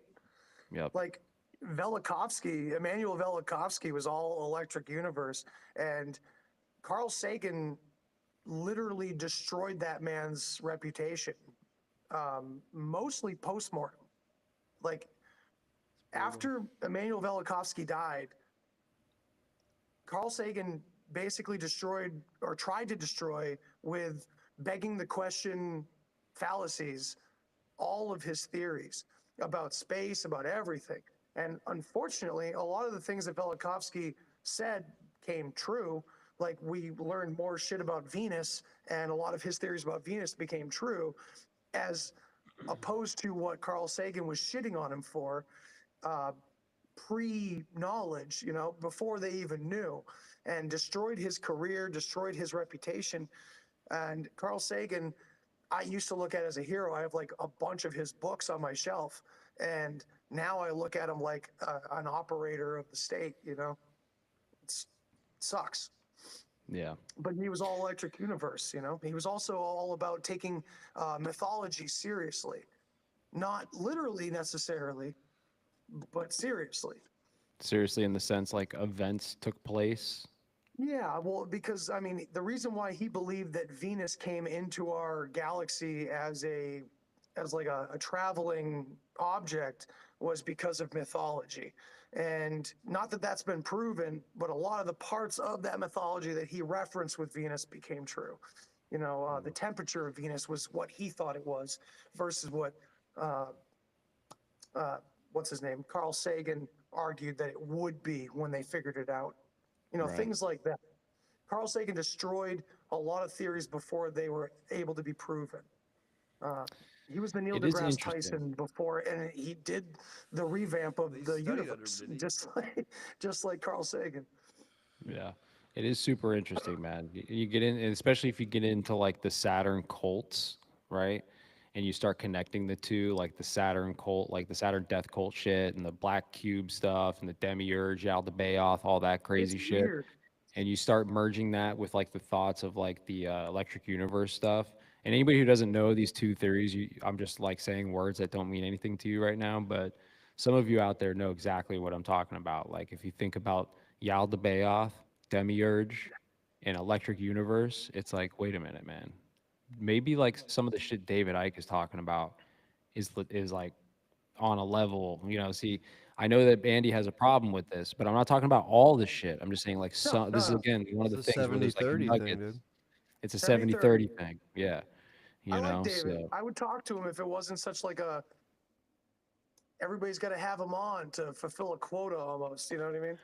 yeah, Like, ask him all the right questions. Well, don't ask him about his reptilians. right. I mean, I But would love to talk to David Icke. You know, I've listened to David Icke since I was, you know, in my teenage years. He's always been one of the guys that you tune into to hear some of the crazy shit that's going on. But you know, that's the thing about any of these guys. And again, I don't believe anything anymore. So I could talk to literally anybody. I could have David Weiss on my show one day and be like, hell yeah, brother, it's flat as fuck, dude. And then the very next day I could have fucking David Icke on and be like, no, dude, it's holographic, man. It's a whole nother, you know, and I'm with it. I'm with it all day. So yeah, because just like every you know, cultural myth or urban legend, there's a grain of truth in all of them. Absolutely. You know, I think hearing it out is really important. What upsets me is when nobody challenges anyone. And that's, Right. I think that's why I never tried to have David Icke on when a lot of people are having him on, is because I think he's probably a really nice guy, and I don't want to challenge his lizard shit, because I don't even want to make him feel bad or make him, yeah, or put him on the spot like I'm this jerk that's going to get him. You know what I mean? Like, what's the point? Same Yeah. with Gary Wayne. Gary Wayne says so much in line with like stuff about history that I like, but then he goes off because he's a Christian, so it has to start with supernatural gods. So it's like, do I really want to press a person like that and just make an uncomfortable conversation? It's not Especially on Dateline. the internet. It's not, Yeah. you know what I mean? It's not like some hard-hitting interview where this guy knows these hard questions are, I don't know. It just Yeah. felt awkward all the time. You know, there's a thing too where, you know, it depends on how much time and energy you want to put into this, right? Because some of the shows will do it proper, right? I don't know if you guys ever listened to Higher Side Chats, right? Like Greg Carlwood, from what it seems to me as just a listener, you know, he puts the time in to do enough research on every one of his guests where he can be critical and like, you know, ask good questions and shit. And I think a lot of podcasters these days, man, they're just trying to get a new guest every week on top of doing like their normal life. So it's and I'm guilty of this too. I've done it, Me right? too. Where it's I like was you too. just you get guys in and it's like, hey, to be honest with you, bro, I didn't read your book because I don't have fucking time. You know, I literally know almost nothing about you except I listened to you on such and such a podcast, probably Sam Tripoli's. I listened to you on Sam Tripoli's podcast once, and now you're here. So you know, let's have a conversation. So it's hard for people to be critical and push back on guys that they don't know shit about and they haven't taken the time to like listen to thoroughly. And David Icke's a good example of this, for instance, right? Like I'll play devil's advocate and do the debate a little bit with you here, right? He doesn't talk about reptilians in the sense of like actual lizard people shapeshifting into human beings. That's not the concept. If anybody thinks that's a concept, like Has he I can changed argue. his story? No, what he talks about is that the beings are operating. Here's basically the gist of it: is that other beings, let's just use the word entities. Entities have hacked the light spectrum in some way, the information, and because of that, you know, we only observe a certain amount of the light spectrum. We're getting like this altered perception of reality, and through that altered perception of reality, they're able to basically act parasitic upon us. They're able to feed off of us, the interdimensional psychic vampires, right? They're able to feed off of our energy levels and things like this and control to a level, manipulate things in this reality to a level via like the reptilian parts of the brain of people, right? Your instinctual parts of the brain. So when you have these like, and we all know this, most people who are politicians are like psychopaths and these types of things, right? So when you have these low vibrational people who are in control of things, these parasitic entities or whatever, they're able to feed off of the reptilian parts of that energy cycle and like control and manipulate shit. So that's really what he's talking about when he's talking about reptilians. It's not necessarily like actual lizards. I have to correct you here because originally he was indeed back in the late 80s talking about visitation with reptilian looking creatures that were doing this. And now I have witnessed this change that it has warped into this more unseen force that and this idea of the reptilian brain. But here's the problem with that excuse, and I don't know why it's an excuse. Why not go full tilt? Because at the same time we have all of the serpent symbolism attached to these same ideas. Mm-hmm. So clearly it's something to do with something in our human culture, in our human past that happened that was depicted constantly. And he used to reference it all the time. And when I was younger and started to learn about symbolism and what serpents meant and where the worship of the serpent came from, which was the monitor lizard in Sumeria, which is also where we get the term Messiah, because it comes from Mesa. Mesa was the word for this lizard that they would use the oil from to anoint themselves. Long story. But this symbolism of the ancients was constantly in David Icke's rhetoric. Mm-hmm. And the symbolism is constantly used as like a way to explain reptilian beings. This idea of the reptilian brain being the reason for all the symbolism and why conspiracy theorists use this reptilian idea is kind of new. It shouldn't be, because it's pretty standard. Like they're more logical, less emotional. Like it fits the bill, but the symbolism, I don't know. Yeah. So I get what you're It seems like saying. he's changed his tune to a more matrixy, metaphysical style in his newer books over the past Sure. 5 to 10 years. You know, and I, I'm not I can trying to agree with you. discredit him. No, no, but no. I agree with you 100%, man. And again, I've never talked to the guy, so, Same here. but what I would argue is that maybe, perhaps, back in the day. First of all, we all know your information changes, your mind changes on how you view Yeah, I'm these not things, holding right? So him to it. You know. yeah, of course. But then we also have to take into account maybe it's possible that in the late 80s he was touching a few too many chords, right? And maybe he got MyLabbed. You guys familiar with MyLabs? Right, dude. Military abductions. Maybe they hit him with the fucking fake I think that's all there UAP. is. Yeah, well, of course, right. But maybe they hit him with the UAP sighting in a fucking They interaction did. with They a absolutely did. Yeah. right. They hit him with the I agree. Chimera. Right, they hit him with the reptilian chimera they built in a bunker somewhere, and they were like, "Ooh," right? And maybe that shook him up enough to be like, "Wait a minute, this is not the fucking way," right? It is some other layer to this. So, That's the I'll thing, give him the like, benefit of the doubt. everything David is saying, I feel like is beneficial to the people that take him seriously. Not necessarily like if they dig into his reptilian thing. And I know I shit on him all the time for that. I apologize because when it really comes down to it, There it is, David. I got it. I got him, David. I got him. Between him and Hillary Clinton, I'm gonna hang out with David Icke. You know what I mean? Like, I get it. Of course. Like, I get the irony of it. It's just like, man, when it comes to like, yeah, none of us know what the fuck is going on. Let's all get along and do our best. That's great. But I know exactly what's going on. I'm gonna tell you how to defeat it. That's the enemy.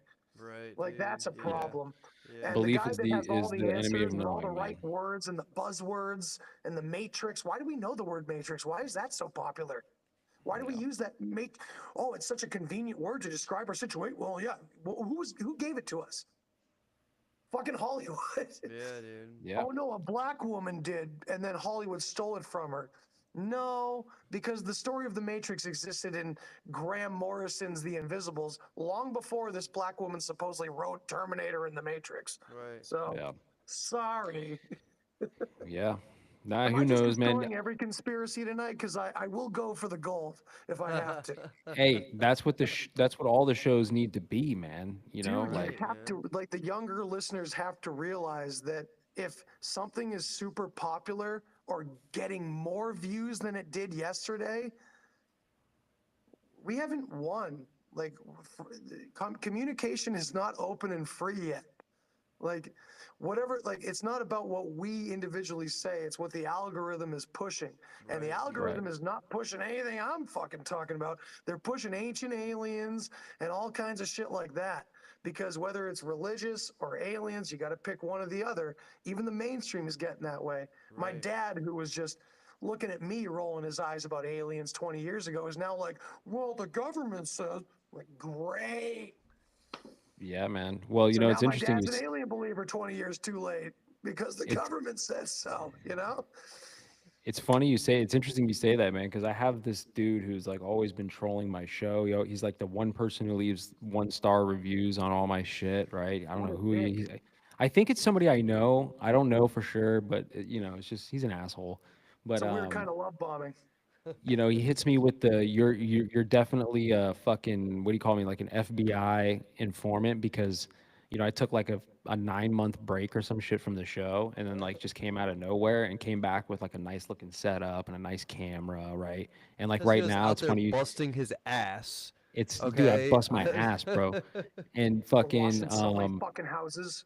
Dude, I pressure washed my ass off this year, bro. Dude, You have I no love idea. your business. I love it. Thank you, brother. You're Fucking, but it's funny you say that about like if something's more popular. Yesterday, so Tuesday, I had like 4 people watching my live. Right now, if the counter's correct, I think there's 51 people watching on one platform. There's like another dozen on another platform, a few more on another platform. That's like so maybe I am a shill. Episode, dude. Maybe I am a fucking shill, guys. Dude, 50 fucking people, dude. I mean, you're Shout really out to climbing, you man. guys. Yeah, shout out to Digital Assassin, the guy who's always leaving me fucking 1 stars. Fuck you, Digital Assassin. Digital somebody Assassin, what a dox that guy. fucking No, I'm just name. kidding. So the big reveal, it's me. Sorry, Jeff. You son of a bitch. I just wish Lachlan had a better name if that was the case. I mean, come on. Digital Assassin. We call him Digital Asshat because that's what he I really feel like is. Digital Assassin was like a name that they decided not to use in the movie Hackers. It's all right. I looked him up one day. All he does is leave 1 star reviews on shit. Like everything on about him on the internet, all his username shit is just him leaving 1 stars on stuff. So, he's So just it's a fucking me as a troll. podcaster. Ancient Aliens, funny, 1-star review. Christ. Fuck you. Well, boys, I think that's a good spot to wrap it up. I mean, really, everything we talked about as seemingly not having to do with each other all really did have to do with each other, is in think for your fucking self, don't be an extremist, and I don't know if we got to this part, but just don't be a dickhead. You know, don't be a fucking shit cunt, as you know. Hear it in the good accent. Yeah, don't be a dickhead, but if someone's a dickhead to you, that Then you're doesn't good. neg- I mean, No, two well, wrongs don't make a no, it right, doesn't but you negate know, rule. It doesn't negate the rule, you know. pick your battles. Pick but- your battles. Hell yeah, guys. Dude, Thank it's so you good fucking seeing so you much. guys. Great to see you guys. Let's do a horns up sometime. Come on. We should talk about music. Come on. Let's fucking do it, dude. I Yeah, love we'll that. do a horns up soon, man. We definitely need to do a music podcast. I definitely Lots of appreciate you space. guys. I'm curious how Hanging many out. Shadow Band podcast fans are metalheads? Is it Most a good of 'em. majority? Hell Yeah, yeah. probably most of them. Fuck yeah. Sweet. Fuck yeah. But yeah, man. I mean, it's definitely good to talk to you guys. It's been way too long. We should definitely not wait this long. Even if you guys don't keep doing podcasting, cool. But we should still do this once in a while, right? Hell Because yeah. we're all fucking pros. Yeah. We could do this Oh, shit absolutely. anytime. Right. It's like riding a Yeah, bike, no. dude. Fucking right. This will never Yeah. end. And Horns Absolutely. Up needs to go on forever, even Fuck as rare as it is. yeah. Yeah, man. Well, and I'll send all you guys this raw file. I'll send it to you, Andy. I'll send it to you, Shane, too, Hell so you yeah, guys dog. can Thank post it as an episode and shit if you want. Sounds good. And Fuck yeah. thanks for letting me put this live on all my shit. I Dude, appreciate thank it. you for fucking putting on my Yeah. shit live, dude. Thanks Thank you, for bro. Thanks for organizing this, both of you guys. Yeah, fuck man. yeah. Well, I It's been a got all this long time fancy and it stuff, felt man. good. I wanted to use it. It's fucking cool as shit. I've only done lives with you, so thank you. I Hell appreciate yeah. it. It's cool as fuck. Thank you everyone for listening. This is the I Knew Some But I Didn't Know It All podcast 3-year anniversary episode. Thank Hell you. yeah. Good night, good morning, goodbye. We're out. Peace. It's